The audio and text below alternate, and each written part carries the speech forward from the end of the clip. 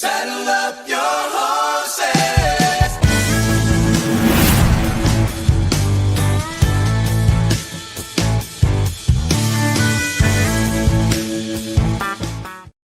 Pitter patter. Let's get at her. It is another episode of the Mainly Broncos podcast, and we are, joined by two esteemed guests over there on Broncos Twitter, Broncos Edge, and of course everybody knows him by Mile High Mims. Goes by Bryce. First things first, guys. Thank you so much for hopping on. Obviously, you guys had done a show before. Now this is the first time we're doing a show. So, and I guess like what better time to do it in the heart of an off season? Yeah, thanks for having me on. Thanks for having us on, I should say. Look, we already screwed up. We won't do live shows. I already talked over him, I apologize. But yeah, we appreciate it, man. It's no better way to kick off the offseason, in my opinion. Yeah, I say the heart of the offseason. Well, we actually haven't. It's combine week, yeah, it's combine week. We actually, aren't even in free agency yet. I mean, we're like less than 2 weeks of that in terms of free agency. Obviously, the scouting combine is going on. Scouting combine is actually going on right now. I actually have the scouting combine going on my my monitor over here. I just kind of pun intended monitor it. First things first, of course, for the people that are in the stream, make sure you hit the subscribe button for the MHRT Network page. We were pushing for 2,000 subscribers by the end of last year. We're going to see if we can do it again this year. There's also a join feature, which is basically like YouTube is doing these memberships now, like where you can actually do memberships. There's like a $2.99, a $6.99, and $12.99. Feel free to select whatever you guys feel like. And then there's also a YouTube channel for Mainly. There's a Mainly Broncos YouTube channel. Obviously, for anybody that follows on Instagram and stuff, and even TikTok, and of course, YouTube we're pretty famous at this point. For YouTube Shorts and everything, and so I'd say that's mostly like where we're posting, our hilarious YouTube Shorts and stuff like that. So it's gonna be a lot of fun and. And of course, we are fortunate to have Bryce and Edge joining us. So I guess first things first, how did you guys end up, putting together your show, and just, I guess, just meeting one another, I guess, that's probably the first and foremost question. Yeah. I mean, when you're on Broncos Twitter, you get a little bit of everyone. And of course, Bryce's page stuck out for a variety of different reasons, right? But I think the biggest thing we, connected on, because we are both from New Mexico. We both live here. And so that was something we were able to bond on, really easily. And so, me personally, I had been wanting to do any kind of podcast content, for a while, right? It's something I'm interested in. I like to, speak my mind. I like to hear other people's opinions and you know what I mean? Just get different ideas. And so me and Bryce kind of talked about it here and there. It took a while for it to actually come to fruition, but we gave it a go. I liked what we did. I mean, for two guys who, don't have any experience doing anything like that, we just rolled with it. You know what I mean? We found topics, we, talked about it, and it was a good experience. But, of course, life comes at you and you're busy. And so, but it was a great experience for me, and I appreciate going with Bryce, and hopefully do it again. Yeah, I first heard about Edge on Instagram. I started seeing his graphics everywhere and everything. So I followed him. He somehow found me on Twitter. I shouldn't say somehow. He found me on Twitter. He hit me up. Yeah, he mentioned he was from New Mexico too. He started talking all this UNM shit to me. I said, hell no, go Aggies. But yeah, so we kind of bonded over that. I've been kind of looking more into also getting into a podcast. Like tweeting after so long kind of gets tiring, It's just for sure. It's not the best place to voice your opinions. Saves you from carpal tunnel. Yeah, that's a good example, I would say, or a good excuse. Yeah, so we were discussing it for a little bit. We started in, I want to say, towards late off season. Yeah, it was like the very end. It was towards the end because we were trying to plan for the upcoming season. We did record predictions. We did we were gonna try and do weekly reviews and all that. Yeah. Yeah, and then like you said, life kind of hit us both hard. So it was just kind of yeah, let's just take a break for it. worst things first, we can come back midway through the season or even by next year. And it's a shame that of all the seasons for us to miss, like I know, dude. happened to be. That was myself too. I was like, yeah, dude. Yeah. But yeah, I didn't regret anything that we tried. You know, we tried it out for being two beginners in the podcasting game. I thought we did pretty well, and Yeah. forward to getting back into it here pretty soon. Pretty soon, maybe we'll see. Yeah. Yeah, you know, and I guess the other question is, you know, one of the things that I always love to ask, you know, Bronco fans, you know, is how did they become, you know, Bronco fans? And obviously, you guys, you know, said that, you know, living in New Mexico, there isn't exactly a sports team, a professional sports team per se, you know, down there in New Mexico. So how did you guys like discover the Broncos? And, you know, how did you know that, like, that was the team that I want to root for? You can go ahead and Bryce first. So I'm actually not I wasn't born and raised in New Mexico. I've only lived here for like 10 years, I want to say. I was in a military family growing up. My dad was in the Navy. Nice. Originally born in San Diego. Born in San Diego. I lived in Virginia a little bit in my childhood. We moved back to California. All of my family lives in Sacramento, hence Sacramento Kings over there. The one Sacramento Kings fan you'll ever meet in your guys' lifetime, by the way. It's rough over here. But yeah, so like the story behind that, obviously I grew up watching the Broncos because my dad was a Broncos fan. He was a big John Elway fan. He watched him at Stanford. He watched him come into the NFL.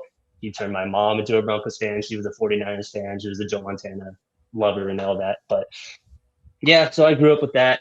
First game I remember ever watching, or at least remembering, was the Tim Tebow to Demaryius Thomas playoff game.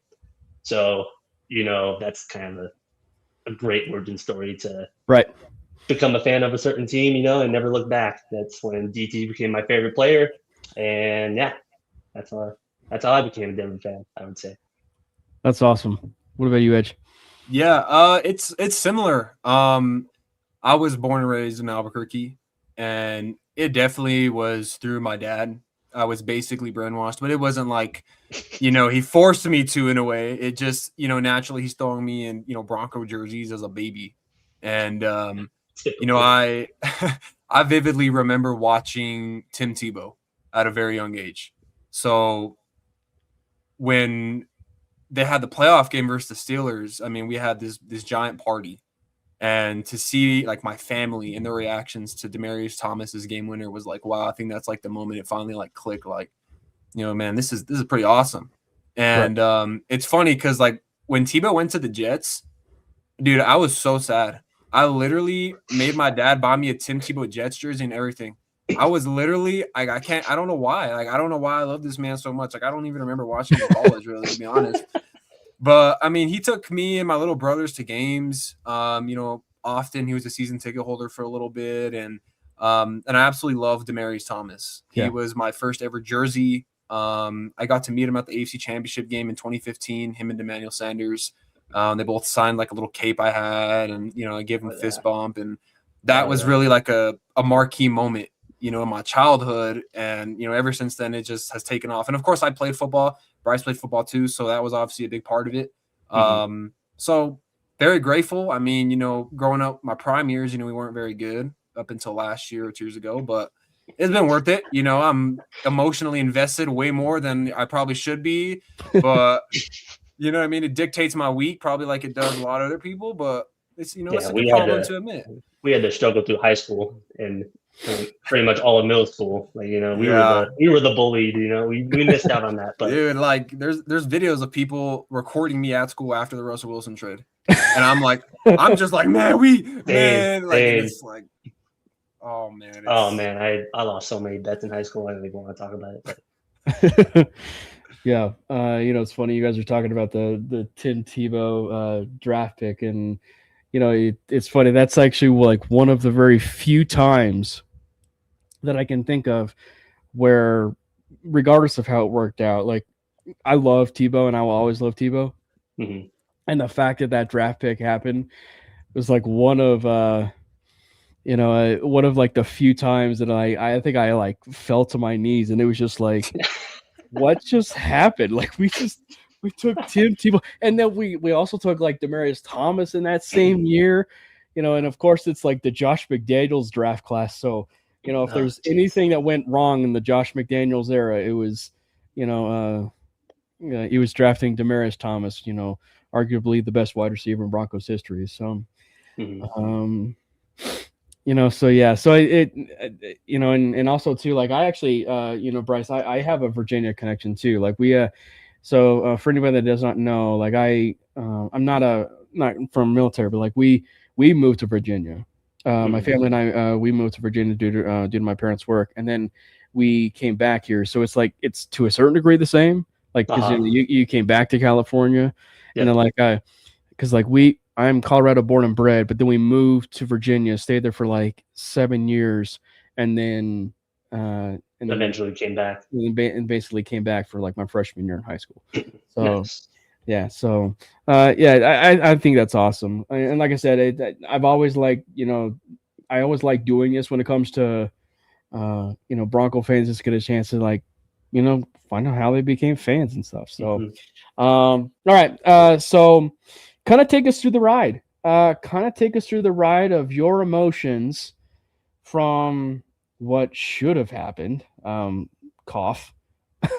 Well, in 2025, but just kind of take us through the ride of this last season, and frankly even the year before, because like the year before was like the appetizer for what this last season was. And I think that's one of the reasons why I like too, like would I have wanted to face Buffalo? Probably ideally, not necessarily, but it felt like the best appetizer for where the Broncos were growth wise and as a team and franchise wise for them to face them, in the that second round or whatever. So really kind of take us through like your rides and highs and lows, if you will, for the 2024 season and 2025 season. We'll start with you, Edge.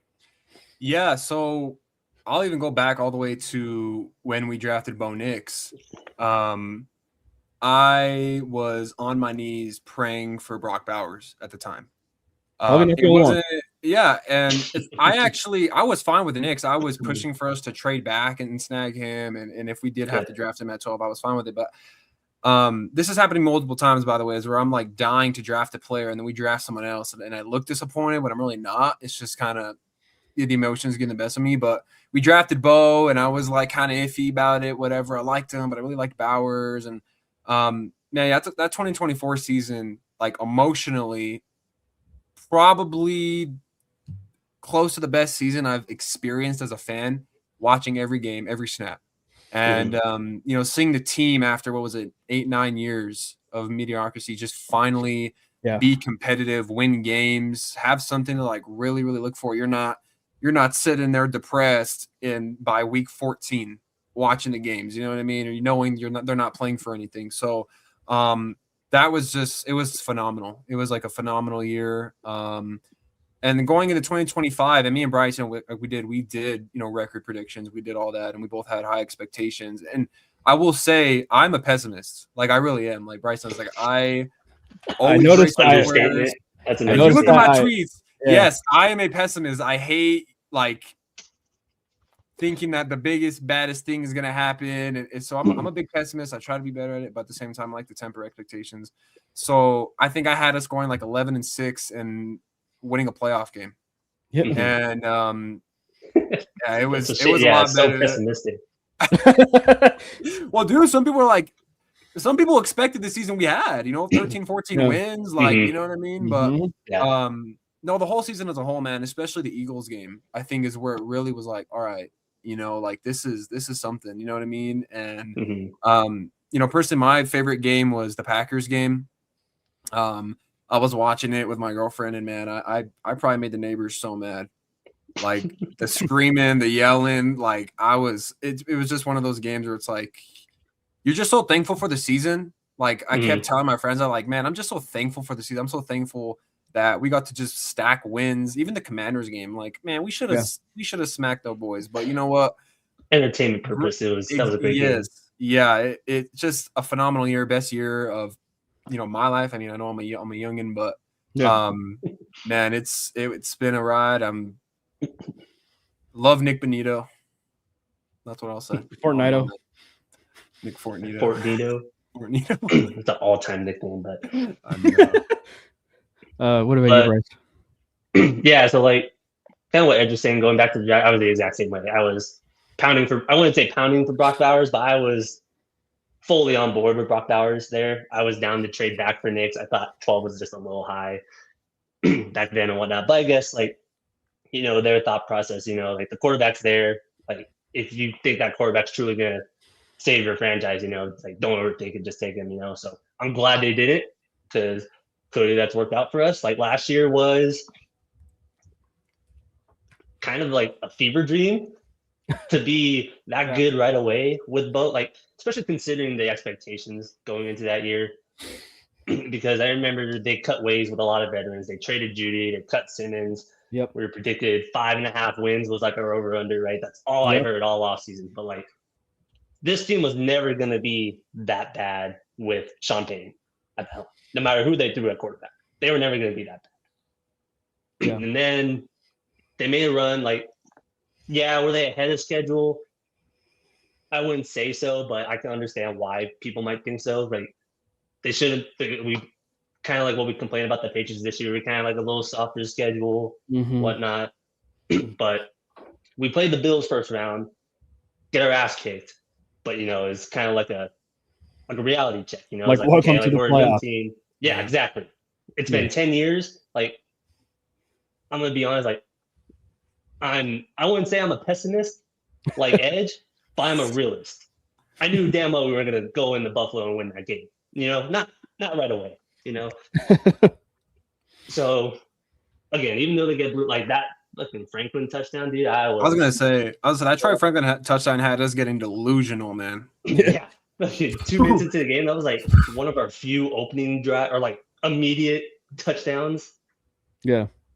So it's like, I don't know. I remember that. And then I clearly don't remember any of the rest of the game. Denver won that game and they clearly advanced. But yeah, so that was a fun experience. And then going into this year, like you said, like we were kind of recapping most of first of all, we had a great offseason. Yeah. I was in love with every move that they made. The draft was I was a little skeptical on and whatnot, and kind of proven right on that today. But like we'll get into that later. But yeah, like I was gonna say, like even like the realist fans, I don't think they could have predicted this good of a season.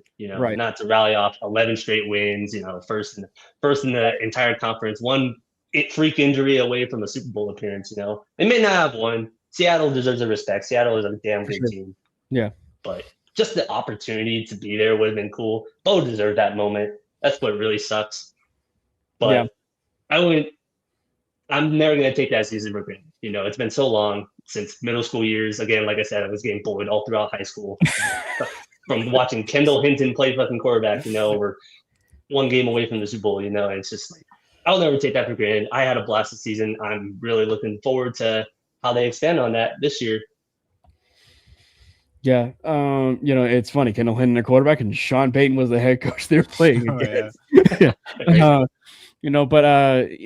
It's funny because it's like, part of me, and I really guess I never really said it on a stream, but it's like, but it's like, I almost feel like the injury with Bo, or just in general, like the way it ended was almost like best case scenario.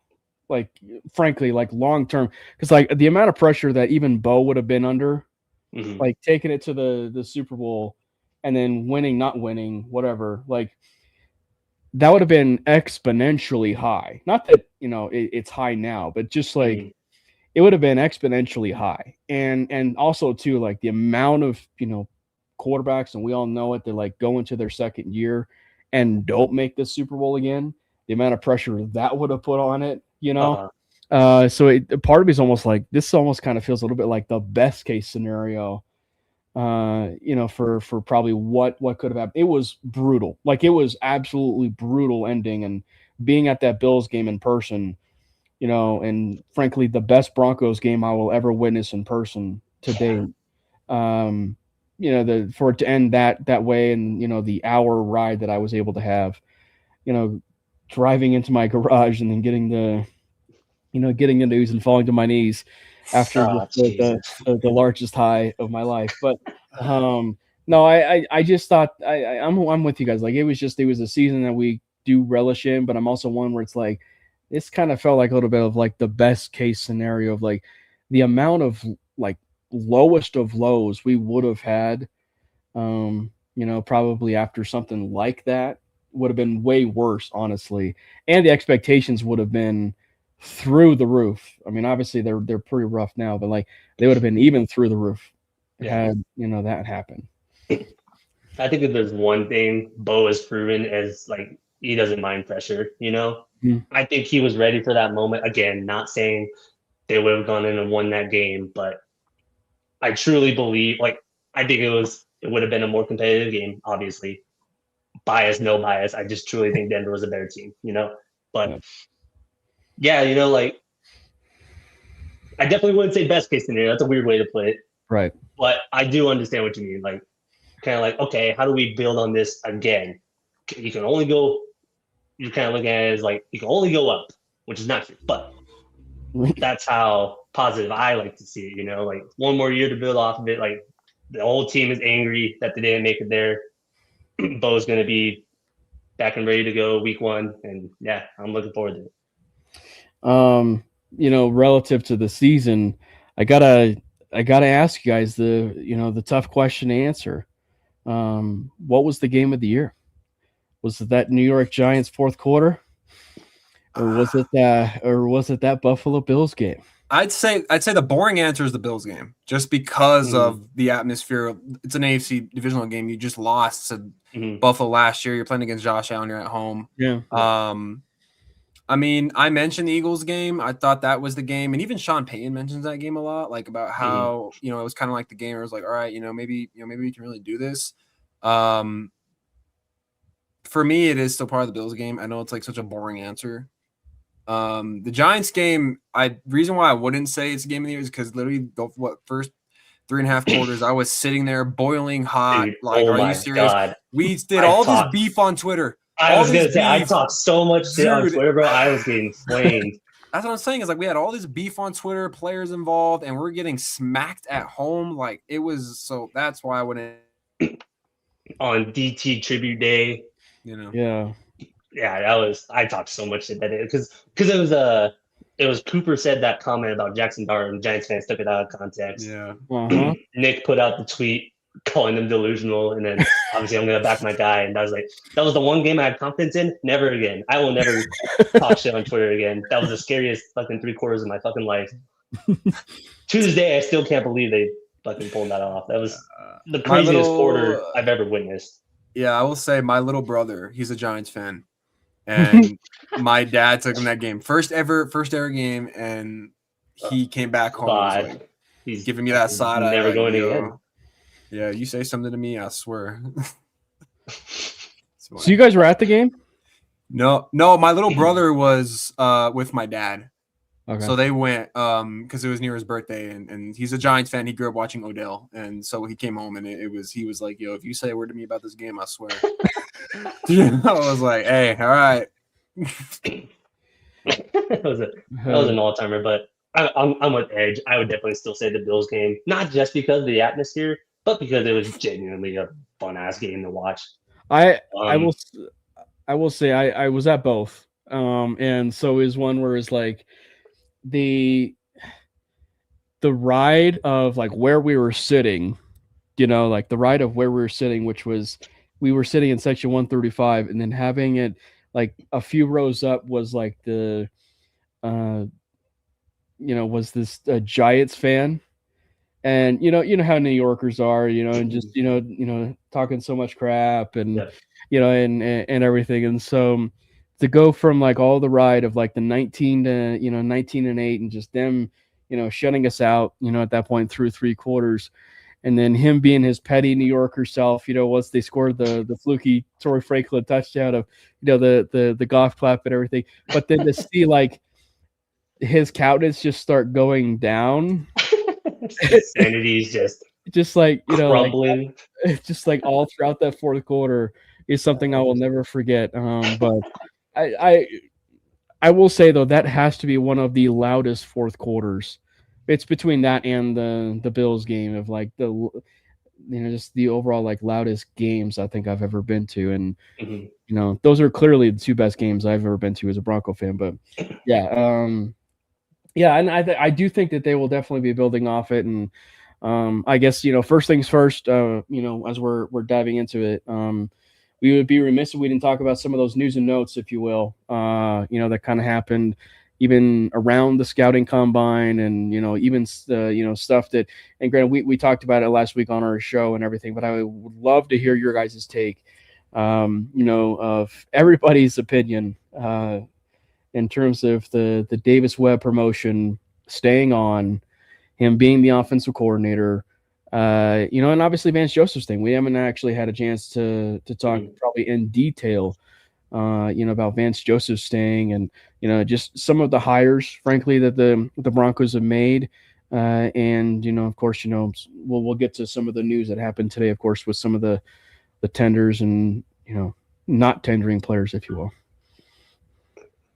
I'll let Edge go first on that. I feel like I'm gonna ramble a little bit. Nah, I mean, obviously we kind of had an idea this was like a real possibility. I was really 50-50 on it. I know some people were like 100%, oh, Sean's not giving up plays, and there was people who were like, oh, Davis Webb is calling plays. I have no issue with it. I think Sean Payton has proven to us again and again and again, like, you got to trust him. You got to trust his process, his judgment. And Davis Webb, for him to think that highly of him, to literally fire Joe Lombardi and to promote him like that is saying something to me. Yes, is saying something to me. A guy who's been calling plays for 18 years to do that, it speaks very highly of Webb. And like I mentioned before, my only concern is, and it really shouldn't be, you could be looking this far into the, Broncos season, but what happens if, he is getting head coaching jobs next year? So what happens at the offensive coordinator spot for Denver at that point? And that's my biggest question. There's all kinds of different scenarios that could play out, a bunch of hypotheticals. But in terms of just this year, I do think that having a young offensive mind, helping out the run game, cut down the screens and the check downs, and become a more versatile offense is something that I think he's going to bring to the table. Obviously, him and Bo have a great relationship. I'm excited for it, but I do have obviously my questions. I think like anybody would, post 2026. So we'll see. It's such a big change when you're one win away from the Super Bowl, So I understand people's like uncertainties with it. I personally was all for it. That maybe that's the casual in me. Like Sean Payton, this Hall of Fame coach, he's called plays his entire career. He's won a Super Bowl off of it. Again, one win away from the Super Bowl, even with all that inconsistencies, I would say. But yeah, I liked it because Edge kind of hit on it. I think it's like these less like conservative plays. It'll be a little more up tempo, which Bo likes. Obviously, Davis is in the room with Bo every single day, right? So he knows a little bit like what's in Bo's mind compared to Sean. Right. But yeah, and then like that's probably my only concern is if he's like insanely good this year, what happens to him? Does he get hired? Like is this like a Ben Johnson situation where we lose like a all-time coordinator and then we just like pivot back to Peyton or something? Right. But I don't think they would have fired their offensive coordinator after a 14-win season if they didn't have a plan, Yeah. Regardless of what happens this year, if he stinks, Payton will take it back. That's simple, right? Yeah. Whatever happens with Webb after that, I don't know. I'd rather not think about it because I don't think he's going to be back.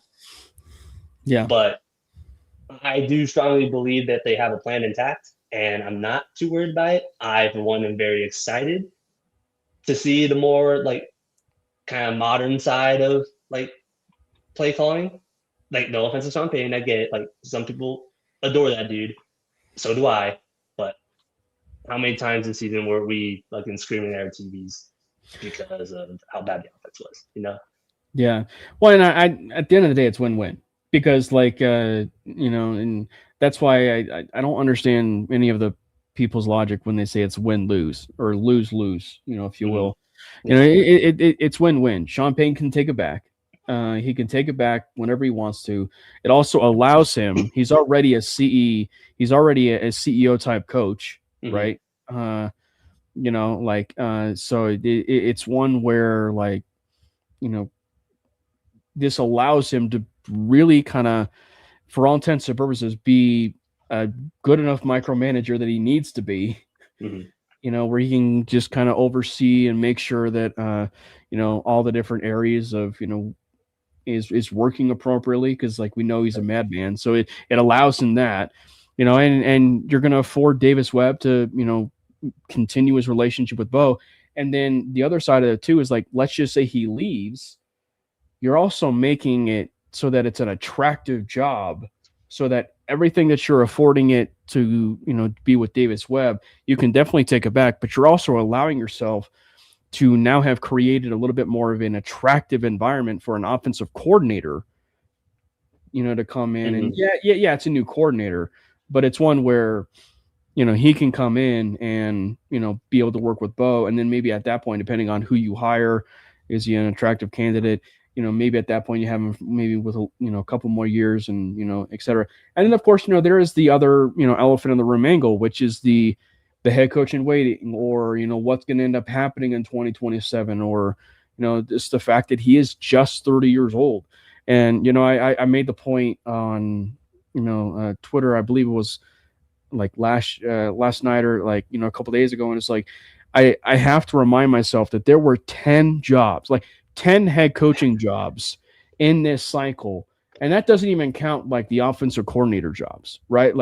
Because we know head coaches get hired and they want their staff. And Davis Webb just decided not to be the offensive coordinator. Granted, he wasn't probably going to be calling plays anyway, but he decided not to be the offensive coordinator for Josh Allen, MVP Josh Allen in Buffalo, a team he's even played for. He also chose not to be the offensive coordinator with the New York Giants, a team he played for under John Harbaugh. Quite a tempting situation. And then he decides not to take the one with Baltimore, another attractive, situation for him to work under MVP, Lamar Jackson.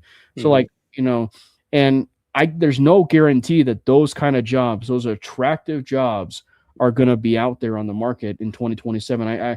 I would say that the Jets job, frankly, is going to be unattractive probably at this point, except for the fact of the 2 first-round picks and, the relationship of the front office and everything. But I just think that it's hard to predict whether or not he will be available, because, I would assume Davis probably wants to also go to a bit of a stable organization, and so the fact he did pull out from the Raiders job, and also stay, really, it might say a little bit that maybe he might still be a head coach in, this next year, but also I would not rule out him being a head coach in maybe a couple years, because he is only 30 years old.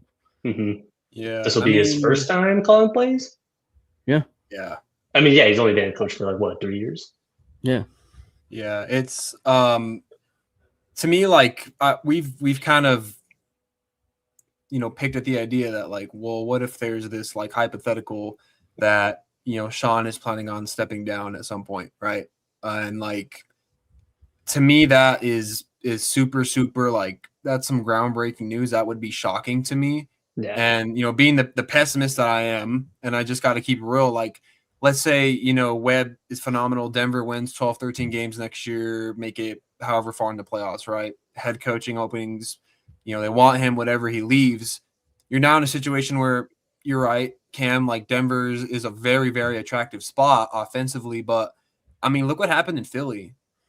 You would hate to have situations like that where you're kind of rotating through these offensive coordinators over and over again, and you're missing out on years because X, Y, and Z isn't working, no matter the talent, right? So you would hate, and it's all hypotheticals, it's all ifs, right? But at the end of the day, Webb could leave, Peyton brings in somebody, and it's we get another Kevin Patullo situation where it's the run game isn't working again. So-and-so is not getting the ball. And you're in a spot where it's now you're trying to rotate through offensive coordinators. Fans are calling for their jobs by week 10. And you're just kind of in this predicament where, what do you do? So I hope he stays for at least 2 years. Like, I hope he is like, I'm committed to this for at least 2 years, like, Ben Johnson was with Detroit before taking it. But I mean, if that possibility where Peyton out of the blue is kind of sitting there wondering if it's time, and Webb is somehow promoted to Denver's head coach, I don't think it's completely out of the realm, even though I do think it is like the least likely, outcome. Well, I keep thinking of that comment or quote that Sean Payton had, I believe was like at the end of the game with Buffalo, or it was at some point like right around the point I believe was like struggling driving in the rain. Like that was his quote. That quote I've just consistently thought about for a long time.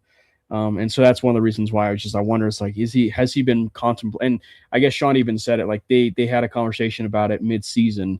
That was like the first time we ever heard about it. It was like they actually had a conversation mid-season about, play calling and stuff like that. So this isn't really something for their sake that's new. And again too, it's like he is also in his mid-60s, which is relatively older, if you will. But he's also, it's also too, like on the Sean Payton side of things too, for me, it's like it wasn't that he was like terrible as an offensive coordinator either. Like he is one of the best offensive minds the game has ever seen. So it's, at the end of the day, it's a win-win situation. You really do have to kind of manage the situation as they come, and we'll definitely see. But it's an exciting time necessarily for the 2026 season. Another thing that's exciting is Vance Joseph might actually be entering the Dennis Allen arc. For the Denver Broncos. As much as we talk about Davis Webb staying, I would probably say it seems a little bit more likely that Vance Joseph is going to be your coach for the for maybe his Bronco tenure. And I talk about a whirlwind of emotions with Vance too. I mean, like you're talking about a guy who was run out of town, from Bronco fans in the Paxton Lynch era to Paxton Lynch losing his game against Mahomes in the New Year's Eve game, and the freezing cold of that New Year's Eve game, and then being brought back for that his final year with Case Keenum, and and obviously Vance was the head coach, and it was the year where we all thought it was going to be Kirk Cousins. Von Miller was expecting it to be Kirk Cousins, and it ended up not being Kirk. But he ended up being fired, and then goes over to Arizona, does a decent job over there with Arizona, becomes a head coaching candidate again, and then also he kind of finds himself a little bit more valuable as a defensive coordinator. And Sean Payton, of all people, deciding between Rex Ryan and a couple other defensive coordinators, Jim Leonard even. Brings him back, and now you're talking about a full circle moment where, dare I say that Vance Joseph, maybe I know the defensives have certainly been lacking, each year, the last, couple years, but they have been really, stout, if you will. It's just as a defense the last couple of years, but I think that when you look at it, Vance is kind of entering a territory where you might Ring of Fame him at some point if this thing continues. I haven't really even thought about that, to be honest. I don't know, like the fan base is so split on Vance, right? Still a little bit, yeah. And like, granted, and I understand why, because like it's kind of like how Cliff Kingsbury is as a coordinator, right? Where his offenses tend to, lack towards the second half of the season and all that. And the 2 seasons with Vance here, or the last 2 seasons for when we made playoffs, it's kind of been similar to that. And I get like people are kind of frustrated by that. Like they're not, but again, like we won a playoff game, even though we allowed 30 points, but like we forced 5 turnovers that game and whatnot. So it's like, I don't know. That's a weird conversation to have. It's early. Don't get me wrong. It's early. It's early, but it's just, I'd be lying if I wasn't at least entertaining the idea. It was like, if this thing goes on for another year, and obviously I'm staying, it's at least the thought that I think that would be worth entertaining. I would say, I mean, I would say he has a little ways to go. I think for That's still me, far down the road. yeah, I don't know. For me, I don't have no say. I don't know how, people really weigh that, you know what I mean? But I would say he has a ways to go. But I mean, in terms of having him back, I've had my issues with him. I think Yeah. the way the defense played after the bye was honestly like, Disappointing. you could say bad.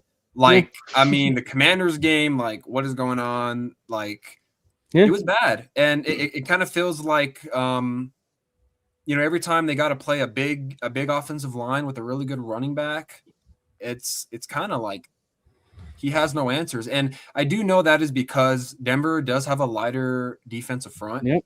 Outside of like Zach Allen, probably, yeah. Like Benito and Cooper, I still don't think are very good against the run.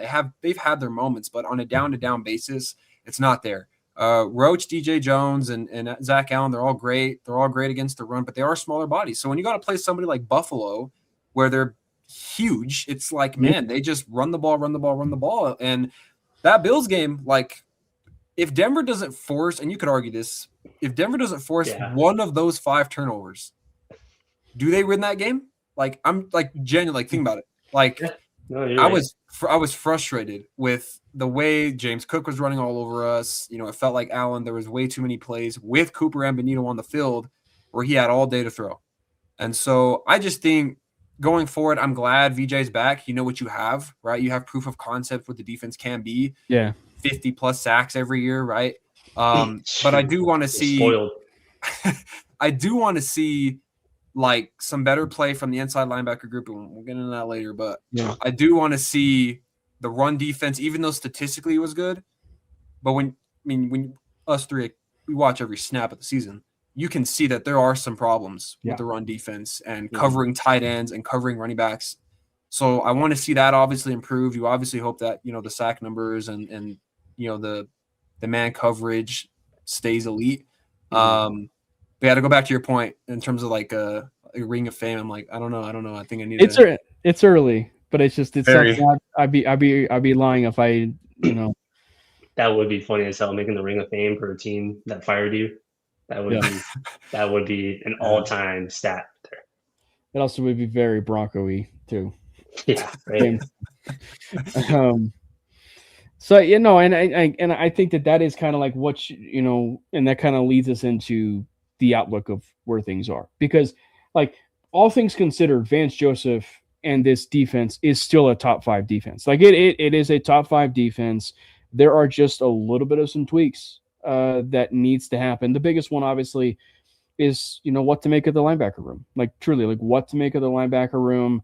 And then just kind of adding a little bit more beef on the defensive line. Like those are the kind of like a couple of the biggest decisions that need to be made. It's not going to change things relative to where things are as a top 5 unit, but it's one that's going to be to what you guys are talking about, right? It's like it's going to prolong things probably as a defense in the trenches. That's going to allow to be better matched up. Like hypothetically, you are seeing the Bills again, and you are going to see the Bills in the regular season, but it's going to allow you the chance to be better matched up against them, because and Josh Allen was the reason they were in the game. Josh Allen was the reason they lost the game.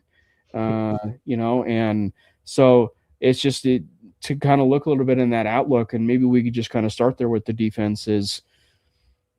There, like I said, it's still a bit of a top 5 defense, but there are weak links when it comes to the positional groups, and ironically enough, it starts with the linebacker position again.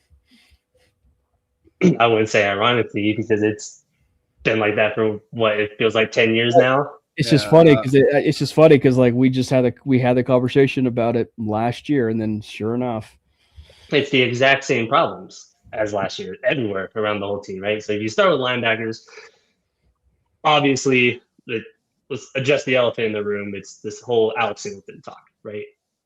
Then some people they appreciate he got way better in the run game towards the end of the year. I'll give him that. He had his moments in coverage towards the end of the season. But at some point, I'm talking to the fans who want to re-sign him. Like at some point, you got to be realistic with yourself. Yep. like 33 years old. Like he's probably one of the singular worst pass coverage linebackers, maybe pass coverage players in general in the entire league. And like I don't think tackles from like chasing down running backs and tight ends who fucking beat you is enough to bring him back. I'll say that respectfully because I like Alex Singleton as a person. The cancer story is obviously badass and everything, but like there are and I think it was on this show. Is that in your show or it was on a David Talk Sports show where it was? Yeah. It's like Alex Singleton is not the only linebacker in the league who's a nice guy and can be a green dot on the defense. Okay, I get it. Like you want the locker room presence, good for you. Like you could be the nicest guy in all the world, but if you suck ass at your job, then like I can't get behind it. I'm sorry. And then on top of all that, it's like this talk about him getting a raise, nonetheless. And I'm like, come on, like let's be real, okay? And not just any raise, a $10 million a year and maybe a little bit more raise. The same deal as Greenlaw, basically. Yeah. For a 33-year-old linebacker. I would say, honestly, I don't know if you guys remember this, but you guys remember the Commanders game? There was like that long fourth down, and they threw it down the middle of the earth, and he like broke it up. I swear that play has people convinced that he's like good in coverage. He needed that moment because that was his first game back from cancer, so if I'm not mistaken. I will say that you hit on it, Bryce. Like he's a phenomenal leader, phenomenal person. I said what's up to him at training camp. Like coolest dude ever. I got them up at the one game. Yeah, he's the coolest dude ever. But you have to be real with yourself at some point. Everyone talks about this is a business, and it's like you don't even have to watch the all 22 film angle to see that he's not very fluid in his hips. His agility is not great. He cannot cover running backs or tight ends. I really did think his run defense got a lot better in the second half of the season. Yeah. It's like people never talked about that. Like it wasn't great. It got way better. Second half of the season, he was actually a really good run defender. He and Sonat really good. Yes. But I've literally been, I tweeted this earlier, begging for a linebacker for at least 4 or 5 years. Like I could just go through names, and a lot of them are busts, a lot of them are great, but like I've been pounding the table for one, and you're not going to get a Fred Warner, right? It's damn near impossible. But you need somebody who is athletically gifted to where it's like you don't have to worry about them covering tight ends and running backs. Right. As simple as it is, right? You know what I mean? Because Denver runs so much man. Like you have to have somebody who is capable of running stride for stride with somebody like Dalton Kincaid, right? And of course, this is the draft to do that. Let's see if they do it.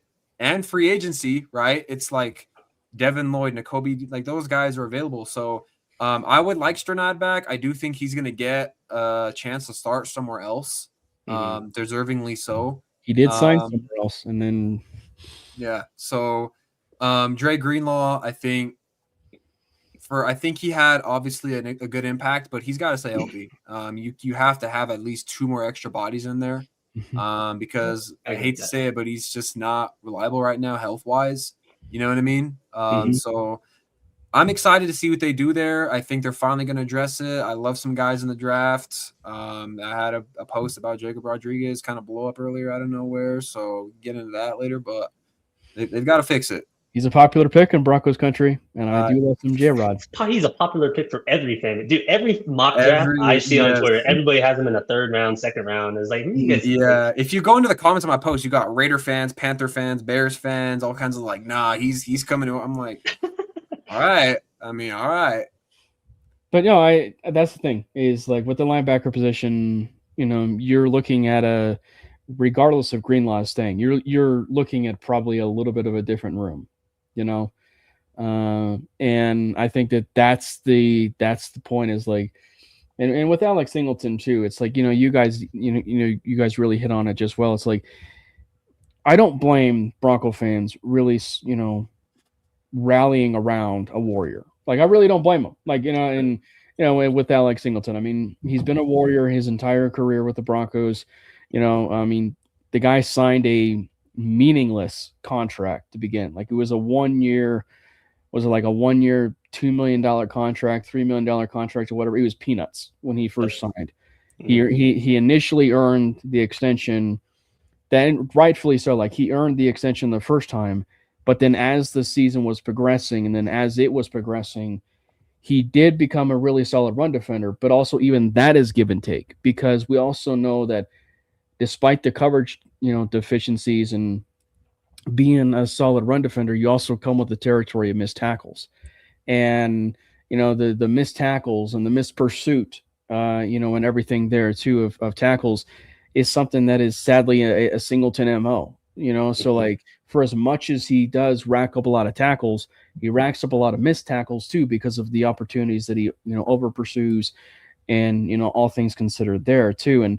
And Justin Sternad, he falls into the category of like the linebacker version of PJ Locke, where PJ Locke, rightfully earned the starting job when he got that deal.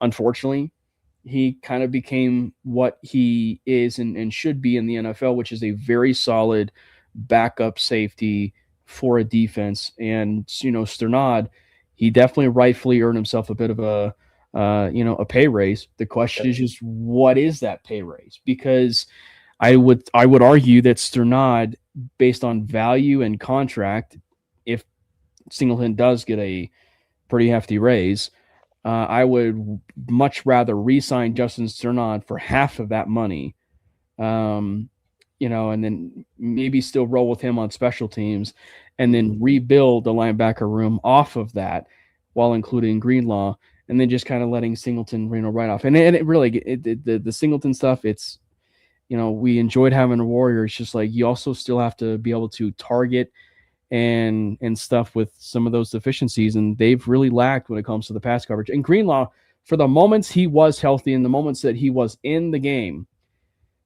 he was an impactful player. I mean, he was the Dre Greenlaw that we know. Yeah. I think it was when Edge was mentioning it, it's like, you're not going to get a Fred Warner. It's like, I still believe Dre Greenlaw can be the best Dre Greenlaw, Like, I get it. Like, his one concern when we signed him was injuries, and shocker. Like, that was his main problem this year. But you cannot overlook the fact of how good he was when he played.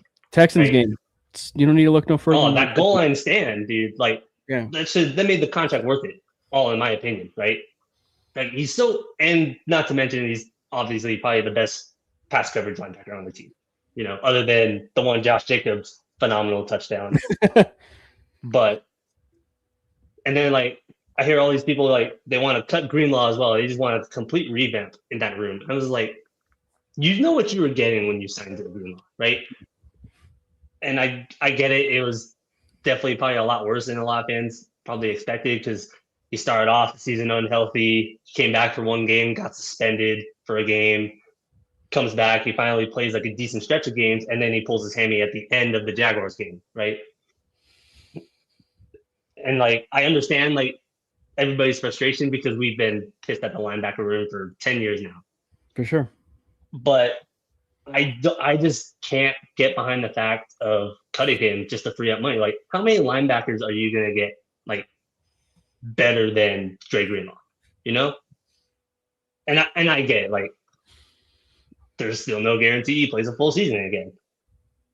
But you knew what you were getting when you signed into a 3-year deal, right? Right. I still believe he can be the peak of his game, like in the right situation.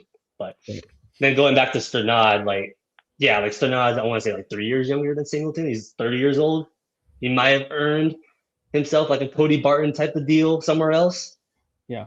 But you're right. Like, I would love to bring him back on like maybe a lower end of the spectrum, like 2-year deal and anything, just to get behind, like, maybe give him the chance to be the green dot. Because the one game that Singleton missed, it was Sternad and Greenlaw in the Chiefs game. And I thought they did pretty well that game. Even though, from what it sounds like, those two together don't communicate very well together on the field. Was there one game though? So you're trying to like, it's the give and take of like. Exactly. It's a small sample size. Yeah. But it's like, there's such thing as too many new faces. I get it. Like, they've been bad. Mm-hmm. But do you want to really ride? Do you want your most experienced linebacker to be a guy who played, how many games did Greenlaw play? Maybe 8 games, 9 games? do you want him to be your green dot linebacker, or are you going to go into this draft and draft CJ Allen, 20-year-old who ran Georgia's defense in college? Are you going to go out in free agency, sign Devin Lloyd, who had a career year? I don't know, but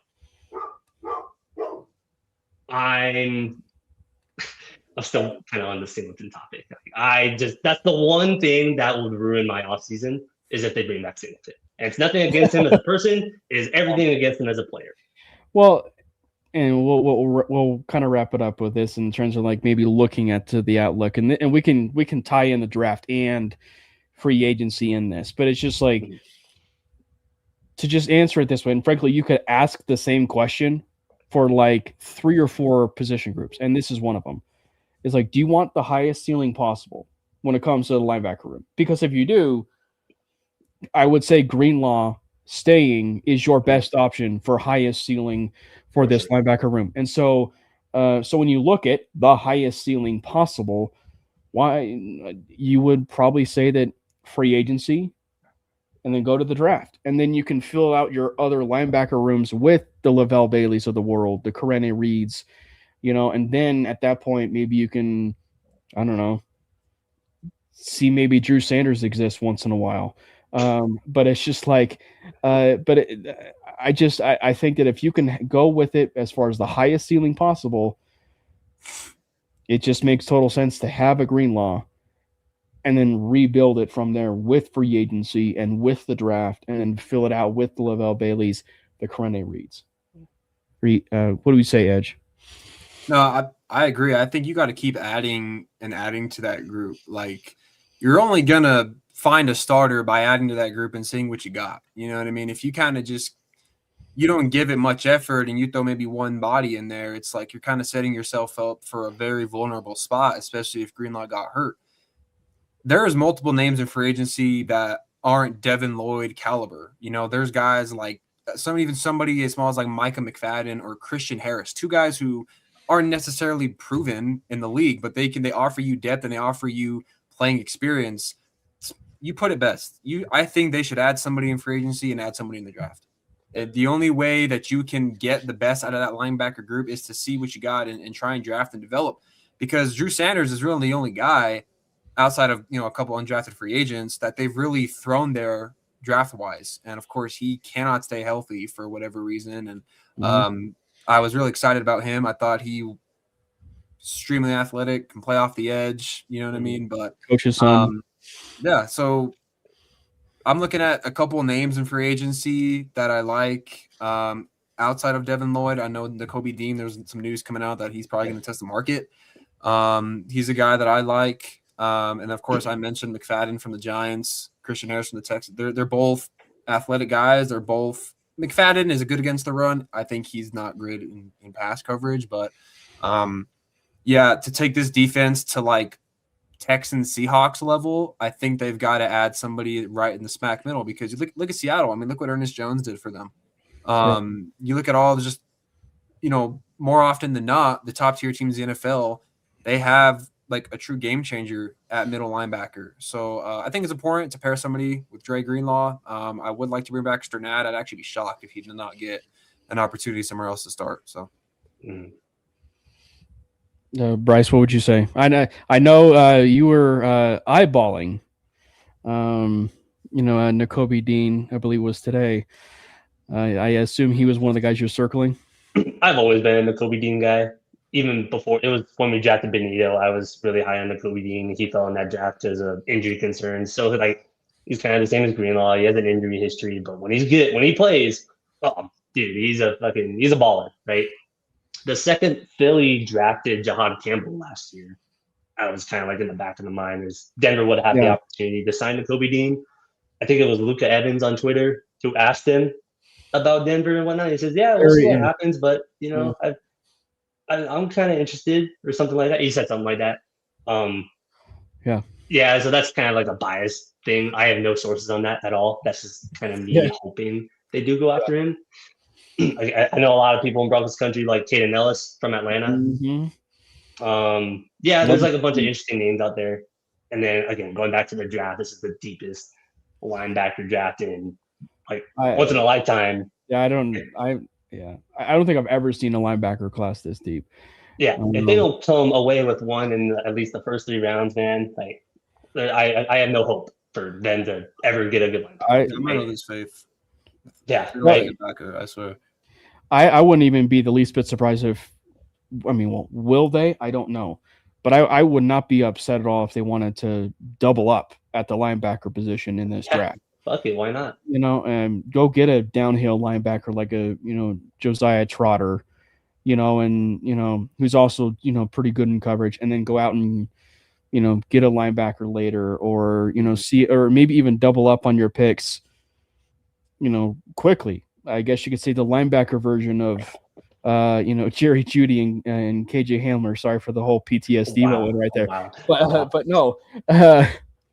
But no, maybe you go CJ Allen and then, a Trotter, or you go Trotter and then you do a J-Rod, or, one of my favorite linebackers, actually, two favorite linebackers, if you will, is Jake Galde and Kyle Lewis.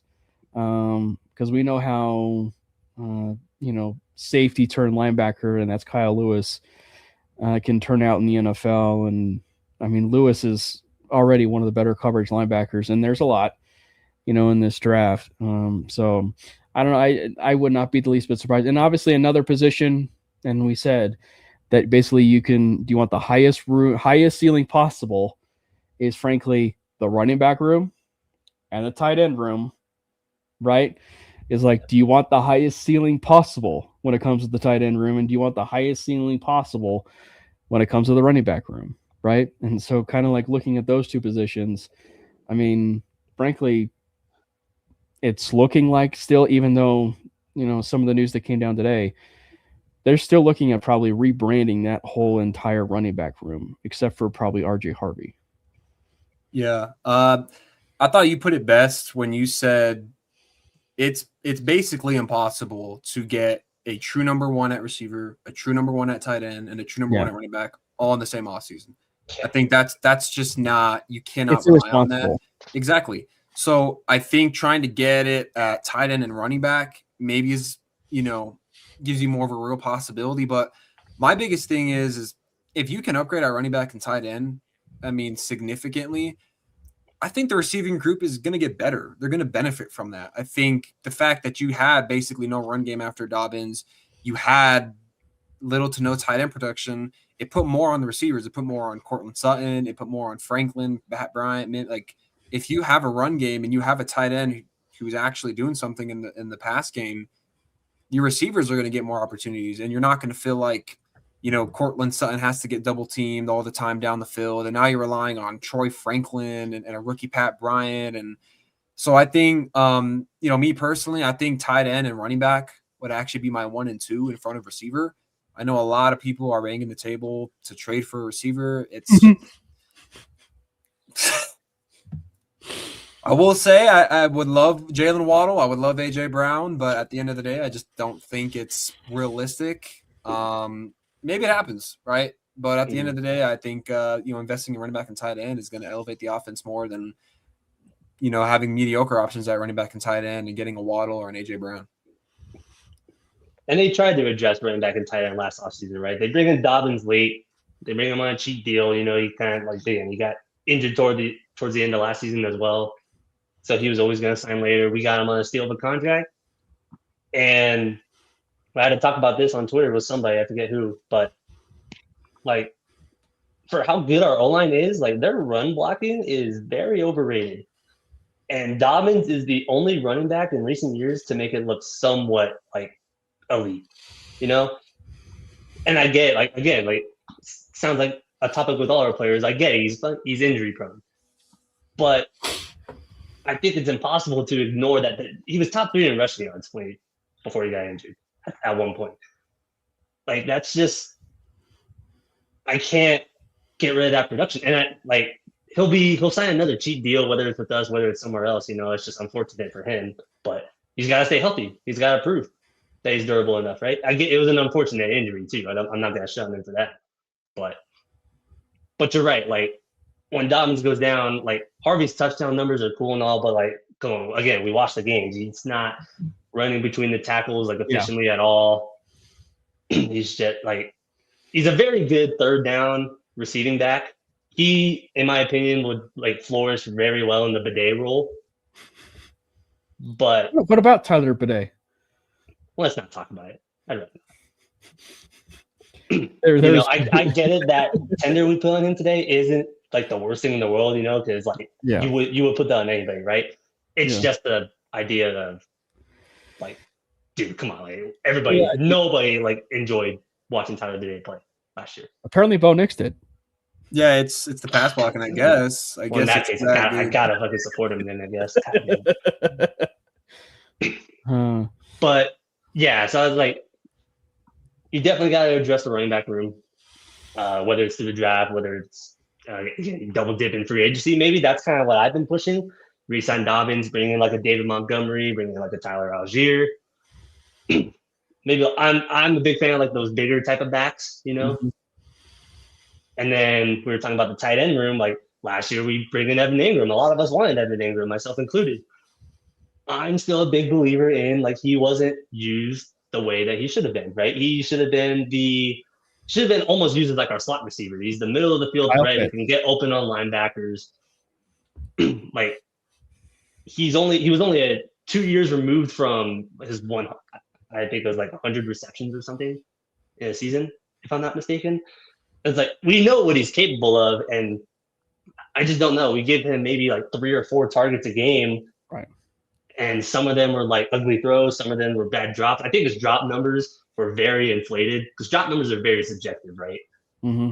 I think they said he had the second most on the team. I don't believe that. I don't think he was that bad. Not even close. Yeah. Well, I don't know, like.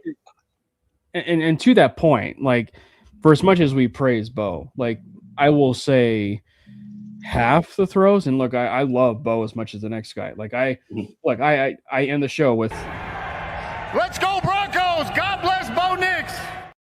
I end the show every time with that. I love Bo Nix.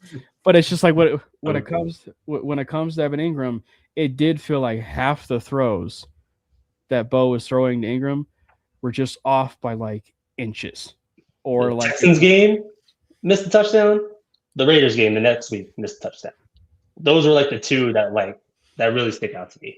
Yeah. So it's like, again, like so as much as we like, we'll praise Bo, it did feel like with the Evan Ingram stuff, it felt like maybe it was more so Bo at times, and as well as Ingram, dropping the ball. So I don't know. Yeah, they kind of didn't mesh well together. Maybe it's just like growing pains. Yeah. Which is why we signed him to like just a 2-year deal. This isn't like a long-term option. It was just to actually get a tight end in that room, because like again, everybody knows the tight end room was abysmal the year before, and they tried to adjust. Like again, like this whole talk about Ingram being a joker, and they give him like 4 targets a game or something like that. That's just like something I can't really get behind. But again, watching all these, like again, you're watching the combine right now. The tight ends are literally going right now. It's like it's kind of hard to overlook how promising some of these guys look. Yeah, regardless of the fact that Kenyon Sadiq just ran a faster 40 than Bijan Robinson and Christian McCaffrey, or Stowers actually had a better broad jump and MSU legend Eli Stowers. Yeah, but yeah, I mean, how would you guys remake the room? Obviously, it feels like the way of like the highest ceiling still conversation. But Edge, how when you look at the tight end room, like how would you remake the room if you're looking at it? To me, it's pretty simple. You have got to get a guy that never has to come off the field, that can play in line, can block, and when they come out offensively, the defense isn't looking at your personnel and going, okay, 75-80% chance this is a pass, 75-80% chance this is a run. Because when Ingram was on the field, you kind of got more of an idea it was probably be a pass, right? Just because he's not, an elite blocker. So for me, whether that's in the draft or in free agency, they've got to get somebody who can stick their hand in the ground, block, but also go out and catch the ball. So, I tweeted a couple of days ago, some of the top guys I want in free agency, and my top 2 is Dallas Goedert and Daniel Bellinger. 2 guys who can block, 2 guys who can catch passes, great in the play action game, great underneath. I just think Bo hasn't really had that. Like Ingram wasn't really that. Whether it was his fault or not, it's a combination of two. And in the draft, there's some guys that can do that. You know what I mean? Sadiq is not falling to 30, unfortunately. I think everyone knew he wasn't going to fall that far. It was wishful thinking for sure. Yeah, it's when you want a tight end of that caliber, you're not making the playoffs the year prior. But a guy like Max Clare from Ohio State, I think is somebody who can play in line and catch the ball, who never really ever has to come off the field. The Stanford guy, Sam Roush, great blocker. He plays in line. He can develop as a receiver, right? Like probably almost every tight end coming out of college. But they've got to be able to come in 12 personnel, 13 personnel. Look at the Rams. Look how they ran 13 personnel all year long. 3 tight end sets all the time. They killed you all game. Like, you had no answer for it. And, yeah, they have Matthew Stafford and Nakua and Devon. Yeah, but when you're able to have that aspect in your offense, it changes things dramatically in the run game and in the pass game. So I think really prioritizing somebody who can block and somebody who can catch it's as simple as that. I don't really think it's anything too, complex. I'm really pulling for Daniel Bellinger. He's only like 25 years old. He had that huge touchdown against the Giants, blown coverage, but I'm pounding the table for him. That was the tip one, I thought. And that was Theo Johnson. Yeah, Theo Johnson had the tip one, and then Bellinger had the first one, right? Like, I wonder whose fault that was. I wonder who's the coverage on that one.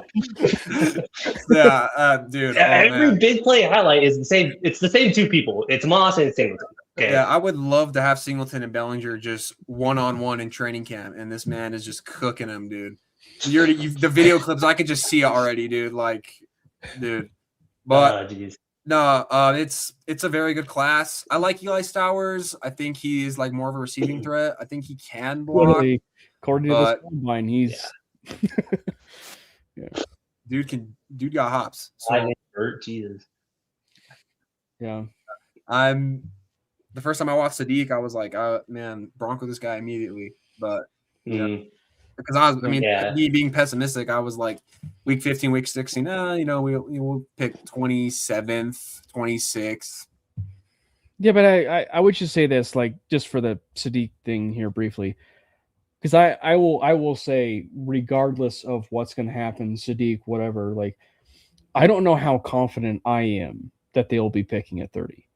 Because because like that's the thing is like if you're putting a percentage right now of like the Broncos and pick 30, I would most definitely be putting it at under 50%, just because I do get the sense that they're going to be a little bit more aggressive this year with their cash specifically, even though that they have, in air quotes, relatively low cap room before the restructures and everything.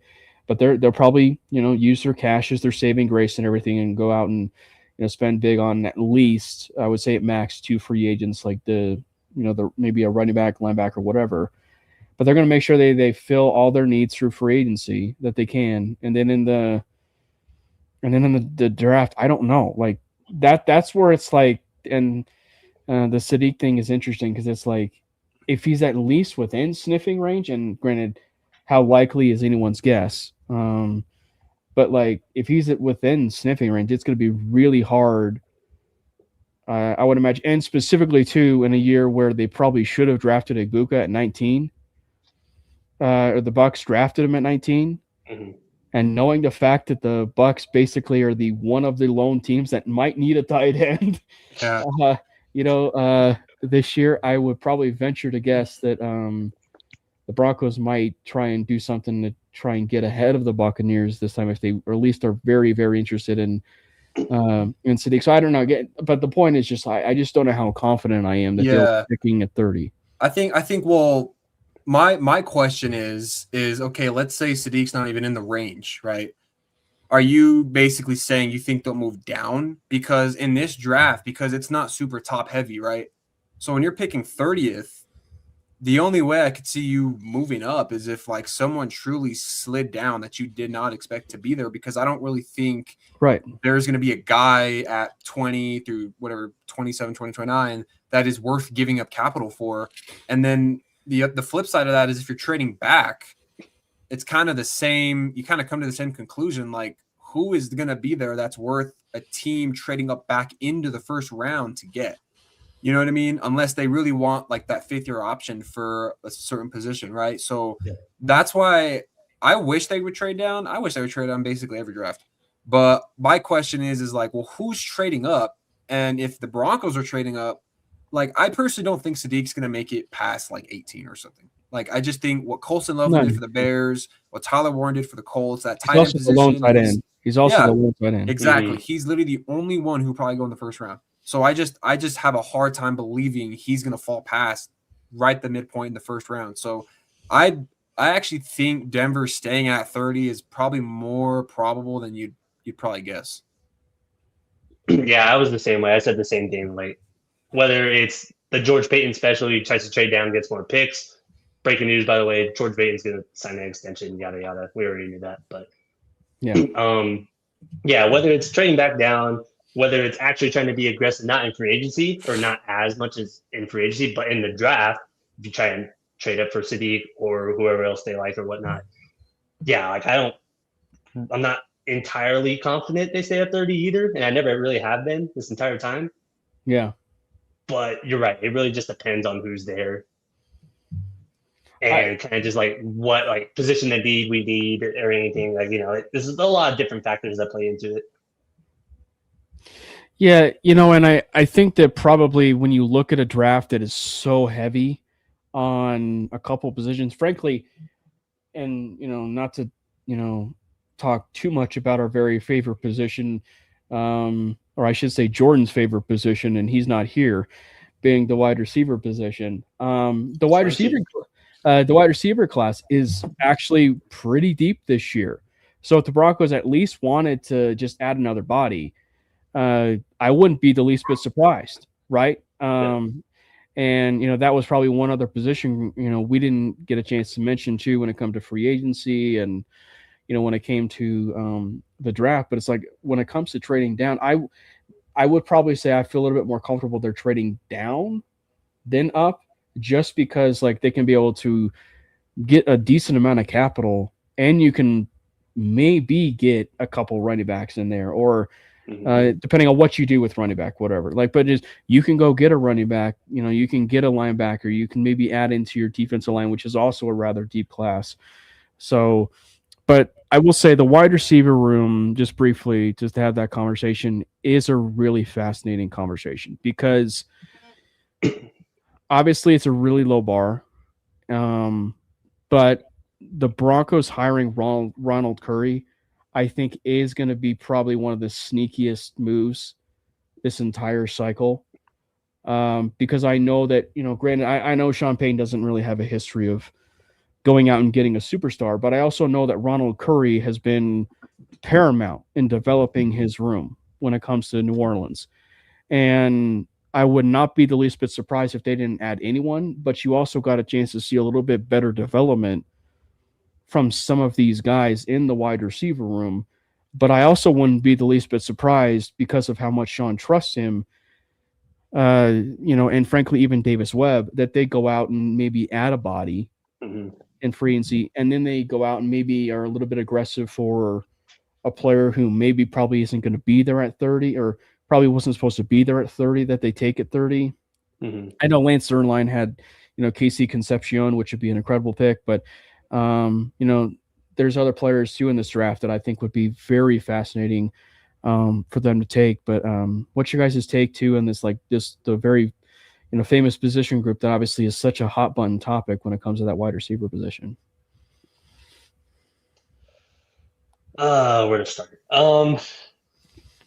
So again, going back to the whole, you're one game away from the Super Bowl. How bad is your receiver room really? Is that they were second in the league in drops, right? You had one 1,000-yard receiver, you had one 700-yard receiver, and the rest are 500 yards, right? At their best, it's not a bad core, okay? Like Sutton's one of the best third down receivers in the league, okay? That's like one of the things he's still got in him, right? Troy Franklin had a breakout year. I know a lot of us like to hate on Troy Franklin, myself included, but like he's probably our best route runner. You know, he's like one of the ones who kind of consistently gets open. Pat Bryant, when he's healthy, again, health concerns, every player.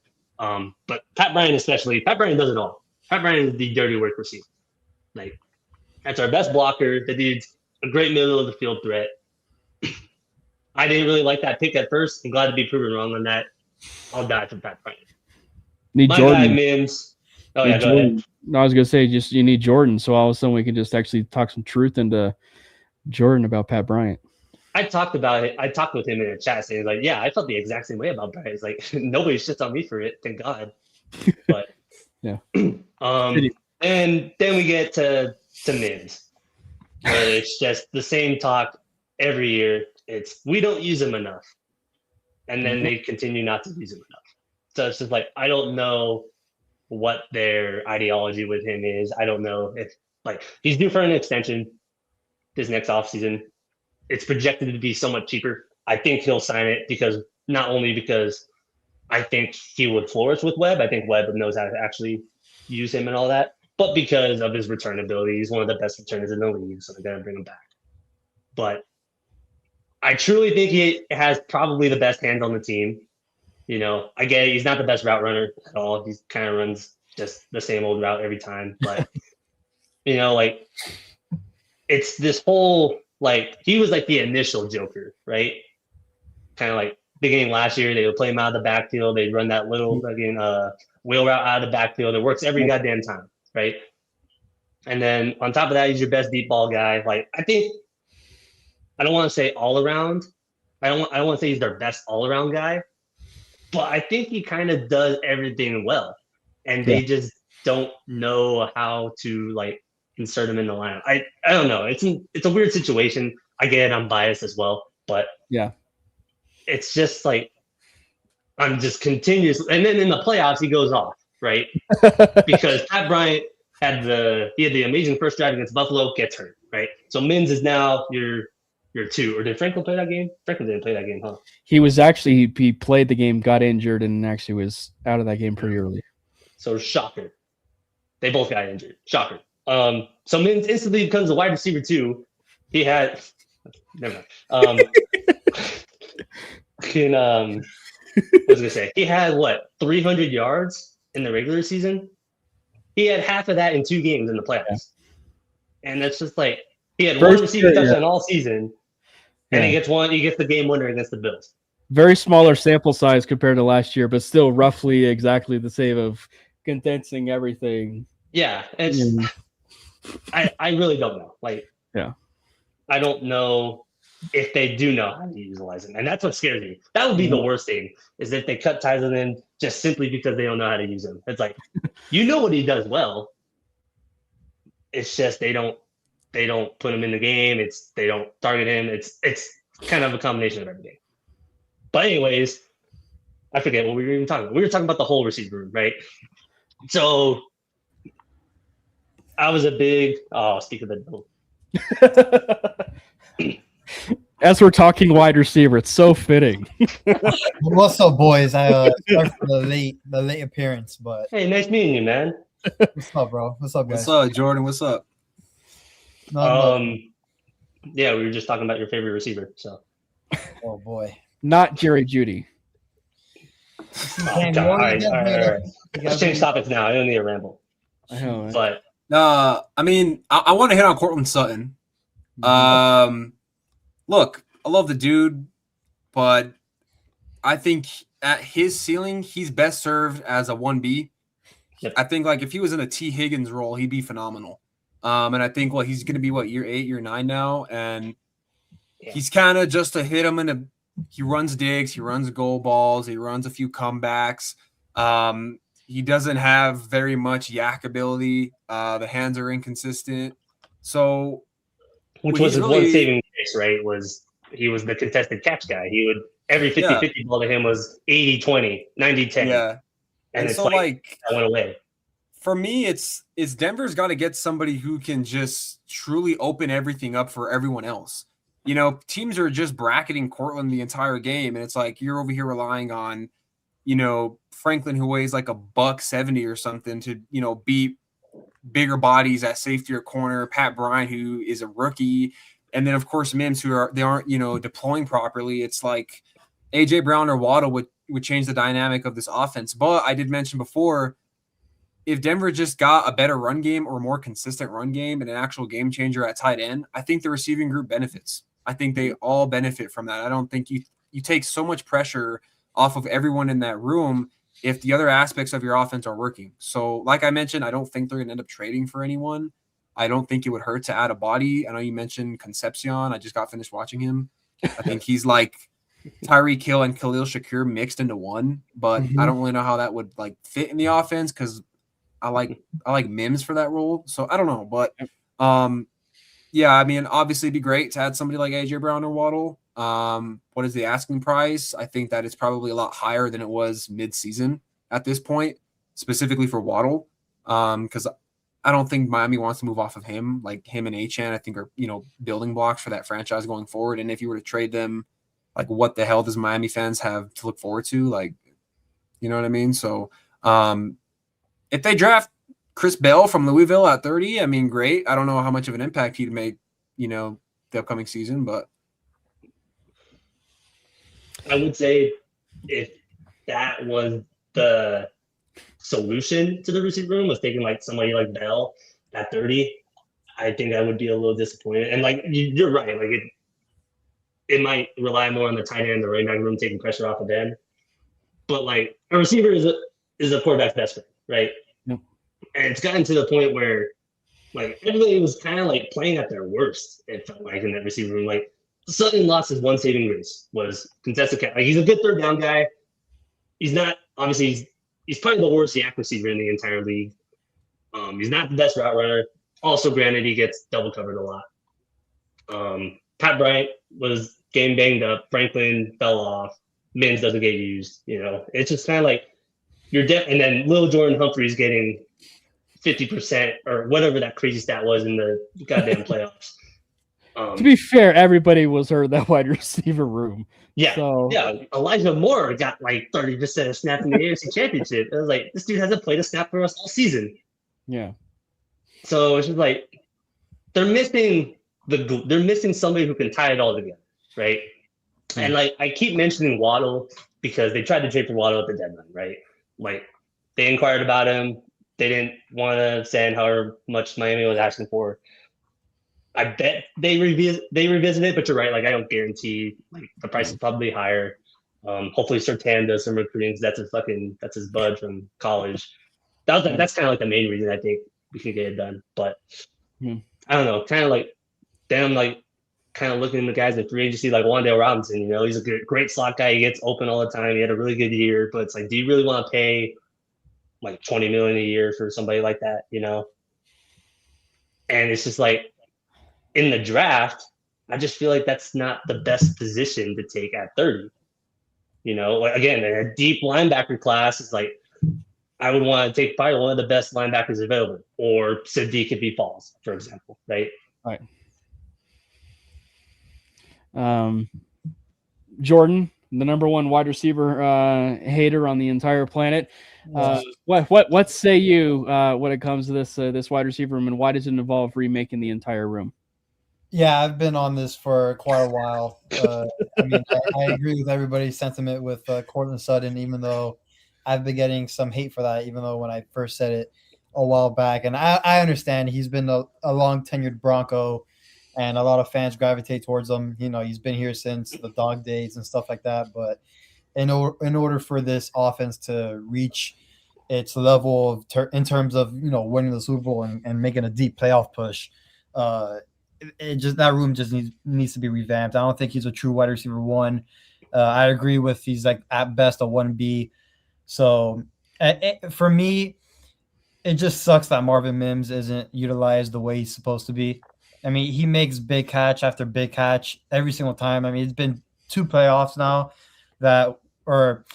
he made big catches in the playoffs this year. Last year was a couple crucial games where he came down with some unbelievable catches. I mean, he shows up whenever Cincinnati game. Yeah, he shows up whenever we need him, and it's just he plays 20-30% of the snaps on offense. I mean, it's incredible. But yeah, I've been on this train of this wide receiver room needs to be revamped. And listen, if it costs, saying goodbye to a long tenured Bronco like Cortland Sutton, it is what it is. But I'm pretty sure he's gonna stay. He'll be the 1B or the 2 guy. We need that alpha in that room. It's just it's really hard for me, and like and I know it's going to come across as biased, but it is really hard for me to ignore the Wandale Robinson stuff. Like, it is really hard for me to ignore it. And it's the same kind of logic that I've been battling too when it comes to another wide receiver now that they can actually sign, and a wide receiver that they can actually sign with no trading capital, and a wide receiver who was interested in them and actually said, yeah, I would love to play with the Denver Broncos, and they didn't actually trade for him, and that was Deebo Samuel. It's really hard for me to ignore guys like a Deebo and a Wandale, and it really, Deebo specifically, just because it stems, and I think they're a little bit of a different player per se, like pound for pound wise, because I always compared Mims a little bit to a more of like a Harvin versus like Deebo is just Deebo. He's a 300-pound wide receiver / running back, So, but it's just like Wandale was just one where it's fascinating because I can see a world where both he and Mims are being utilized on this team. Just because, like, I think that when you look at it, you can still utilize Mims in a lot of creative ways out of the backfield, and frankly, there's probably been a little bit more times I think where he can even win on boundary. I think there's some times where he can, win on, in the slot. So I just think that there's a lot of creative ways you can be able to work with him. But also too, I think there's at least a world. I'm not saying it's probably the ideal world because we all want to see Mims develop, but it's one where I could see a world where they sign him just simply based off of that special teams value, because he has really, really good special teams value. But like, off the again, it's really hard for me to ignore the Davis Webb connection with Wandale, and it's just something where is that going to end up being more so a player that, am I looking at it wrong in terms of Robinson and Mims? That is Robinson going to be the player, frankly, that pushes Troy Franklin? Because I think that one part that I think Robinson also challenges in terms of for Franklin is just a player that can really get to any level of a defense as quick as a hurry, and it can take the top off. And I think that's just the other side of this too, is like, for as much as the free agency market is a bunch of wide receiver 2s and a bunch of wide receiver 3s, which is basically a Wandale, he's really one of the only wide receivers that just can, for the scheme and everything, can really do anything on all 3 levels for what this team needs. Yep. Yeah, I mean, I think Wandale Robinson would be really good in this offense, but to me, that if they were to bring in Wandale, somebody in that room is going to be gone. I think it's hard to have Cortland Sutton, Mims, Franklin, Bryant, and then you throw in Wandale. There's an odd man out there. I don't know if that's via trade. I don't know if however that looks. And I also do think Wandale is going to cost a lot, because I do think Indy's going to work it out with Alec Pierce. Pickens is off the table. And so you kind of look at the receivers in free agency outside of like Mike Evans. Wandale is going to be highly talented just because he's kind of like the only guy there who really is starter worthy. I mean, I'm probably forgetting a couple names, but I think he's going to cost a lot of money, especially if Alec Pierce goes back. Relative, and when we say a lot of money, we mean relative, because like wide receiver money is like for $30 million a year, but just like he's not going to get $30 million a year, but like like the 17 to maybe 17 to 20. Yeah, 17 to 20, which he's gonna have a lot of leverage if he's the only guy on the market. Yeah. But, yeah, I think one of those teams with like a lot of cap space will go after him, like Tennessee, something like that. But I wouldn't necessarily say there would be an odd man out. Like, I know what you mean, because that's kind of like 5 talented receivers. Is like, I don't know how to explain it. It's kind of, there are like receiver rooms in the NFL, like I want to say like the Jaguars, right? They have like these 4 or 5 really solid guys, and they all mesh together very well, right? They can all play their role when they're given the opportunity and whatnot. Shout out to Tim Patrick.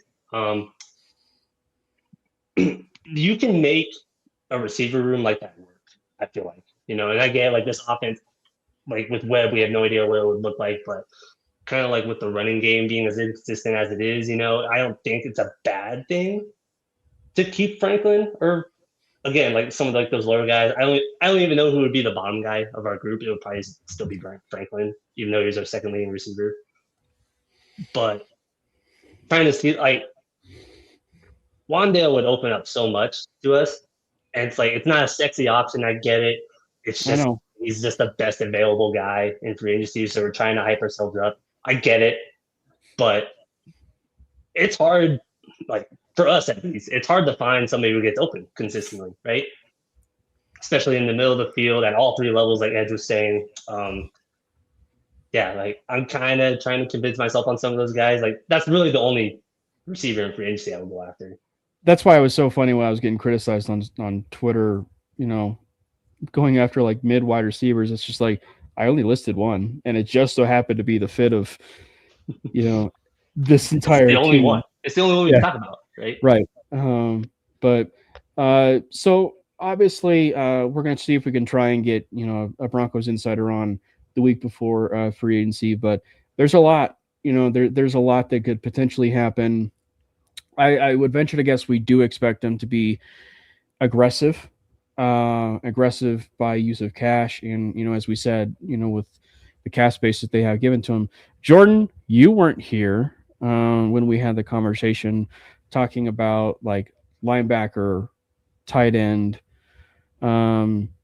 specifically. And, just to kind of keep it, simple for you, what's better, to just make sure you sign a bunch of, depth guys to your team, or would you much rather prefer having about the highest ceiling possible when it comes to the linebacker room and tight end room, etc.? Highest ceiling possible.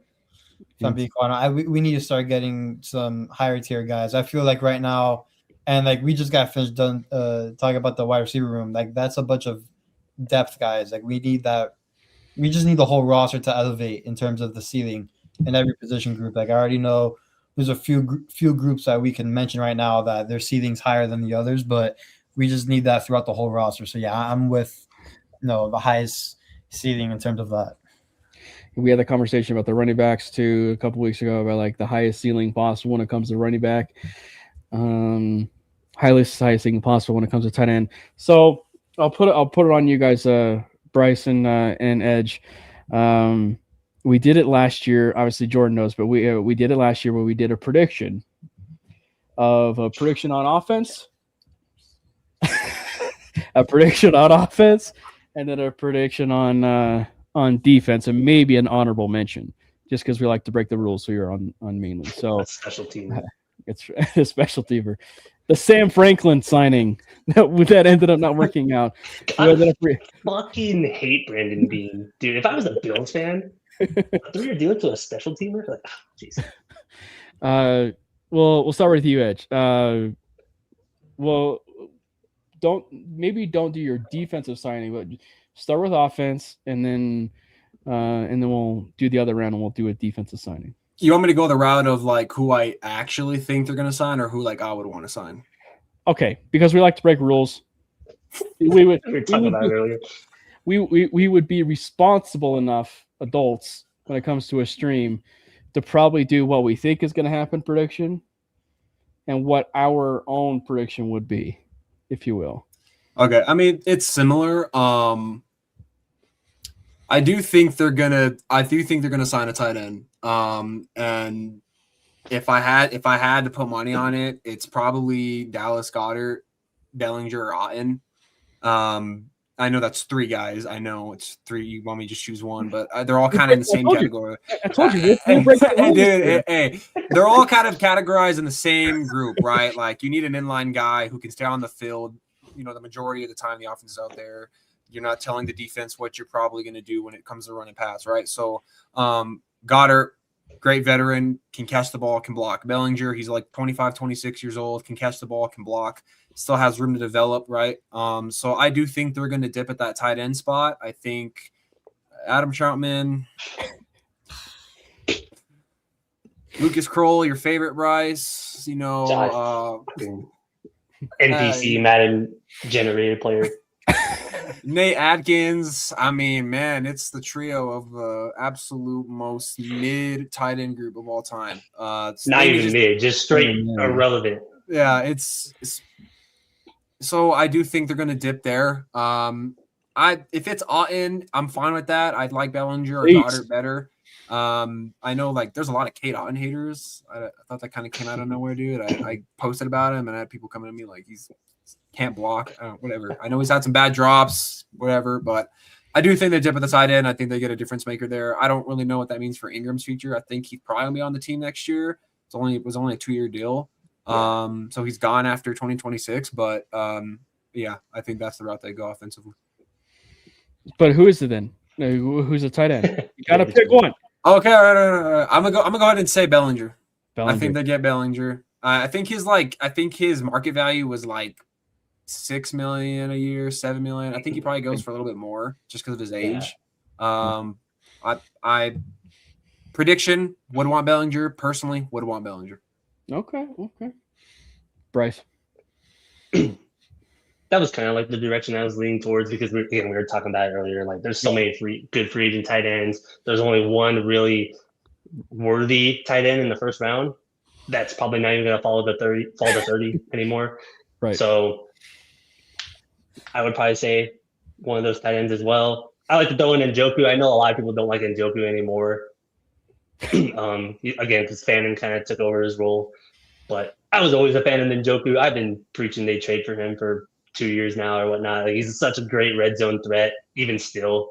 I think that people like to shit on his blocking nowadays too.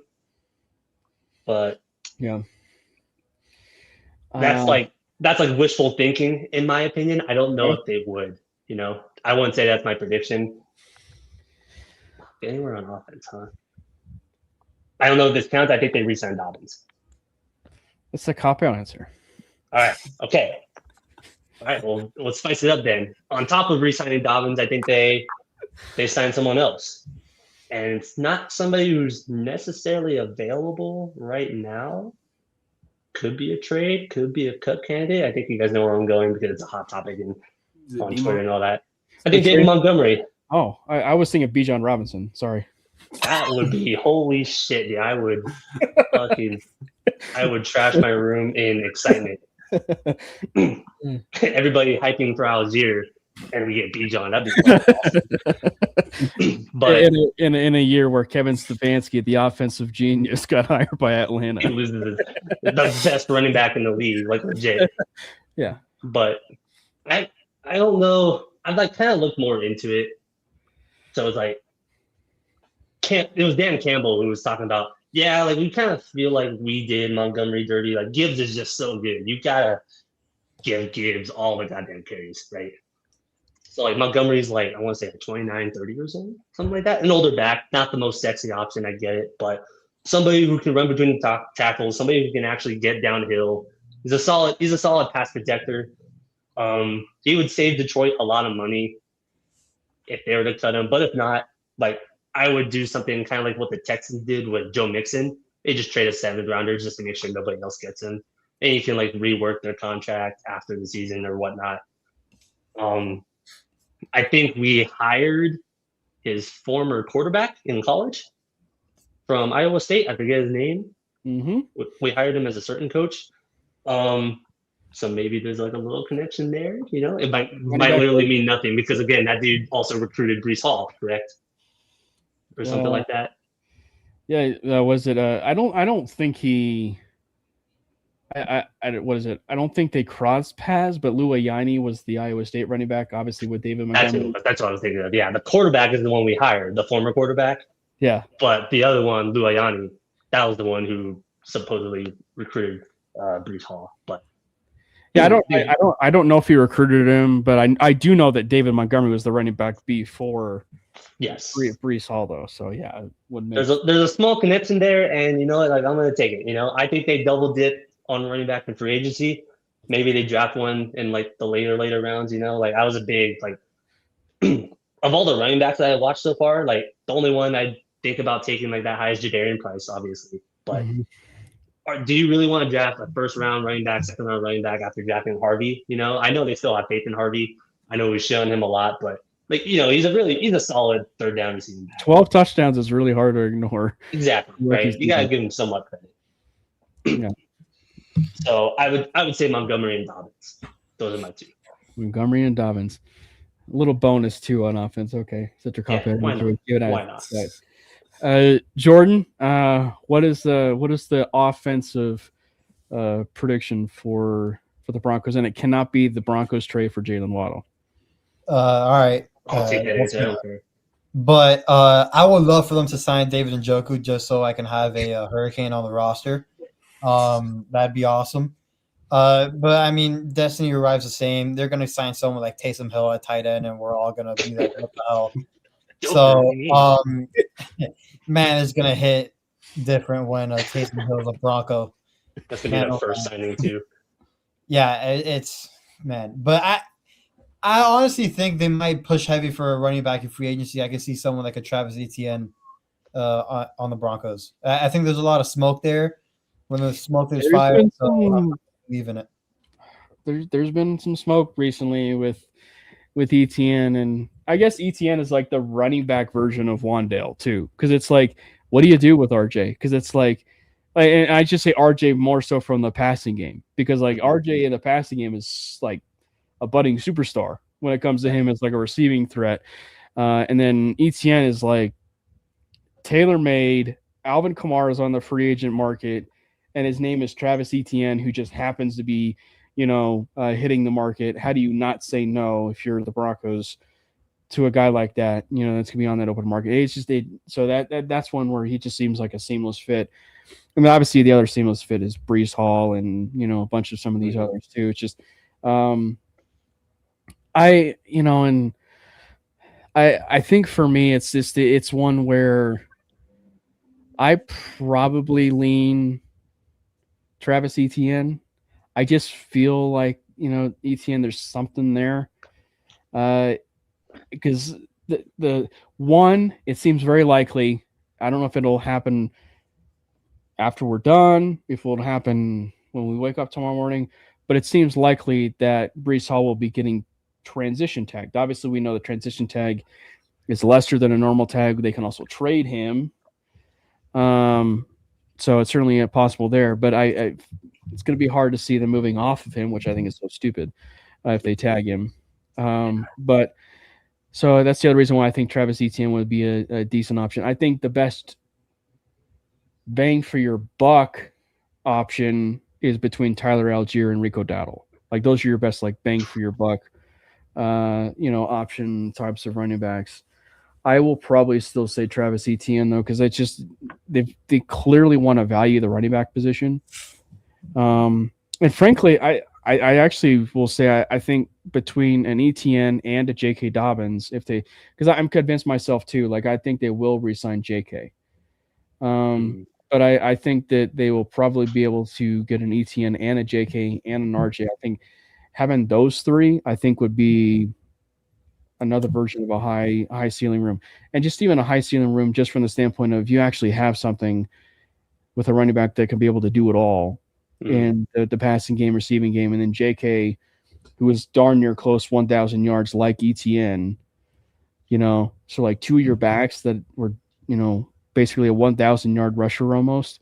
And then your third back ends up being a nice little change of pace receiver. To maybe get Tyler Toilet off your roster come, week one and everything. But I don't know. It's really hard for me to ignore Travis Etienne when it comes to that. The pipe dream when it comes to tight end, because I like to break rules and I'll give a tight end ASK Dotton. But it's really hard for me to ignore the smoke lately with David Njoku. There's been some smoke lately with David Njoku. So as far as defenses go, we'll start with you, Jordan. We'll go the other way. We'll go defense. What is the defensive prediction for you? Man, I might stay in Jacksonville on this one. Again, you and Mike Klitz. Dude, legit, huh? I believe in the smoke. Between last year with Denver and Jacksonville have been interested. That'd be in so all funny though. By the way, players. I mean, Denver and Jacksonville have been interested in the same players since last year, through the draft, through free agency, and it looks like it's going to happen again this year. It's already happening through free agency, and God knows when we're going to hear buzz about them being interested in the same player in the draft. So I'm going to go with Devin Lloyd, but we all know it's probably going to be DeMario Davis because God help he can get the same player. So like 2 years later, a year later, yeah. yeah. Jeez.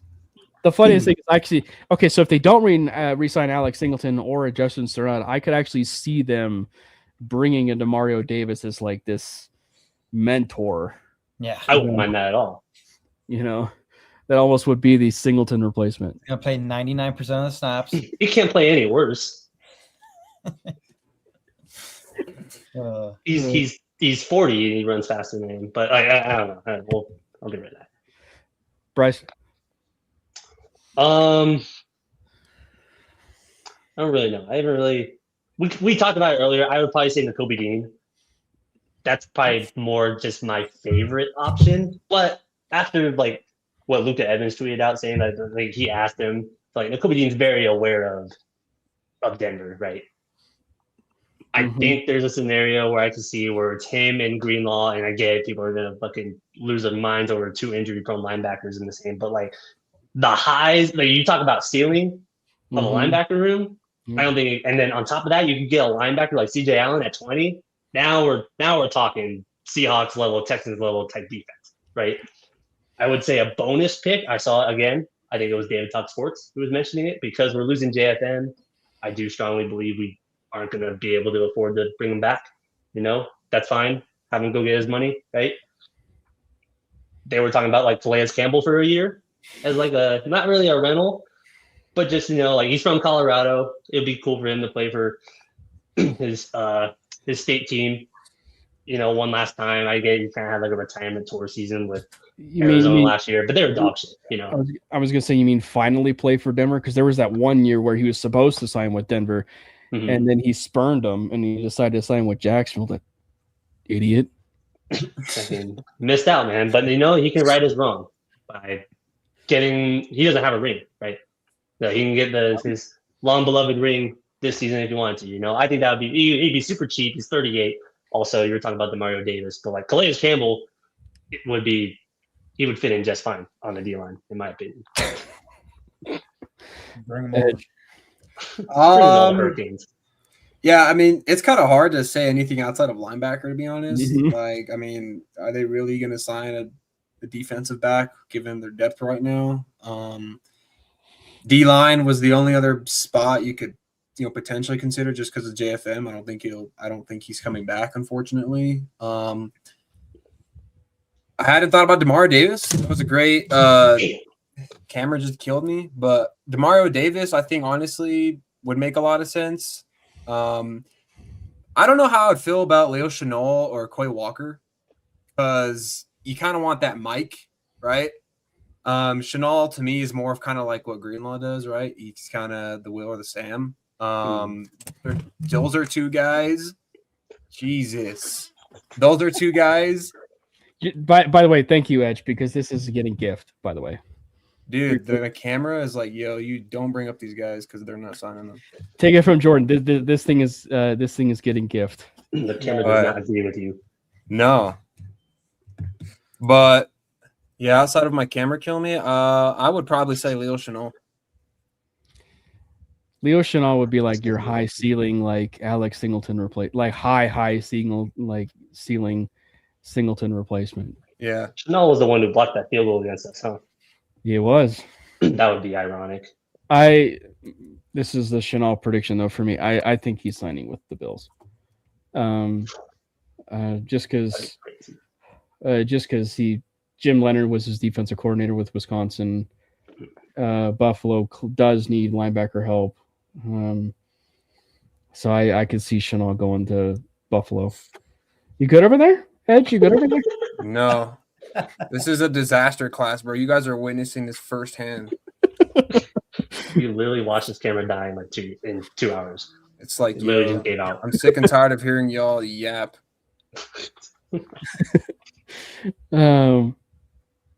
So I don't know.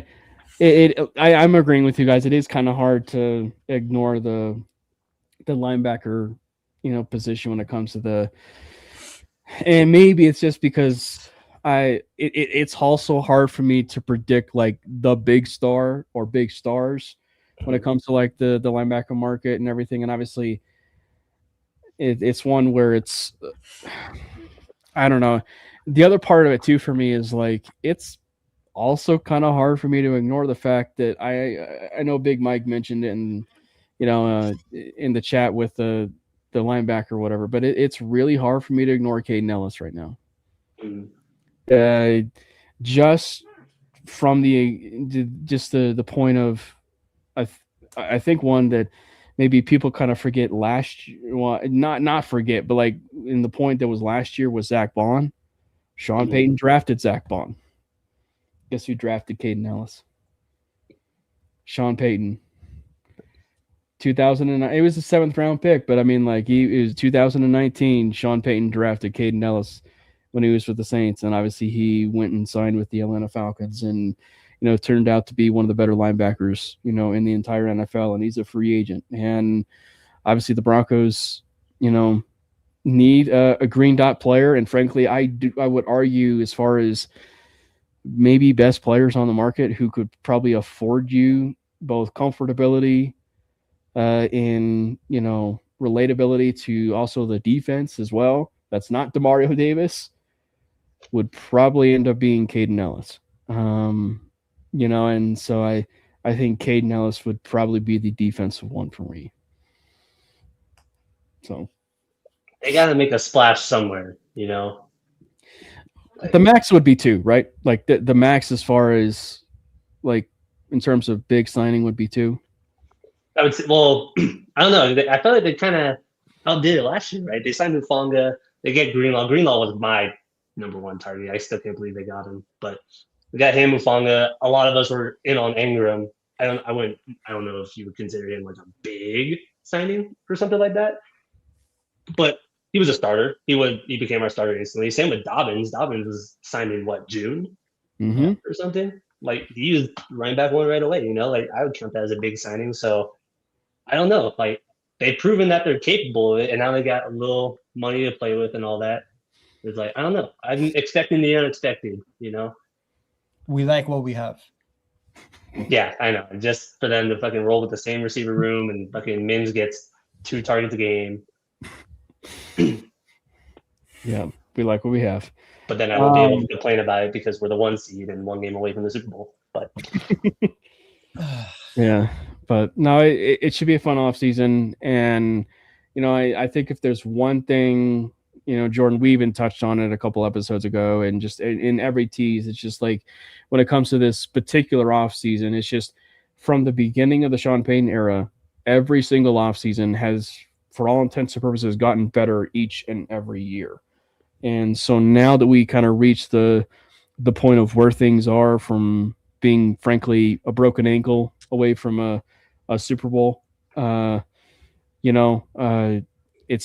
one where how aggressive will they be, and how aggressive will they be? And, are they aggressive enough where they fulfill every single possible need, which includes anything on offense and defense before, the draft, right? So I think that it would be one where it's going to be very interesting because we all know that teams all, for the most part, unless you're like the number 1 seed or the number 1 pick, if you will, maybe even the 2nd overall pick in the Jets, because clearly they tip their hand of who they're going to be taking at number 2. But it's just like, for all intents and purposes, the teams will be filling out their needs in the offseason and then going into the draft. So I'll be kind of curious to see what happens, but I'm sure Bryce has you covered over there at Mile High Mims and at Broncos Edge, for Edge over there. They're going to have you covered over there. Obviously, both Jordan and I are going to have you guys covered over here at the Mainly Broncos podcast. And make sure you follow Jordan at Jordan T. Lopez. Follow myself at Game Parker PO. And we're going to be doing a show next week. And, of course, make sure you hit the subscribe button for the MHRT Network page. And like I said, there's a join feature that is on that page. It's basically a membership. You guys can click whatever's available for you. We're not pressuring you in any way, shape, or form. Make sure you just click whatever is content for you, and then hit the subscribe button to the Mainly Broncos YouTube page. And then until next time, which should be next week, go Broncos, and God bless Bo Nix. Let's go Broncos! God bless Bo Nix! Fast lane when I pass in the street, bag of money in the passenger seat. Tempo's been asking for me on the road from the west to the east. Way up, I might never come down, cause the coast's racking up the flame out.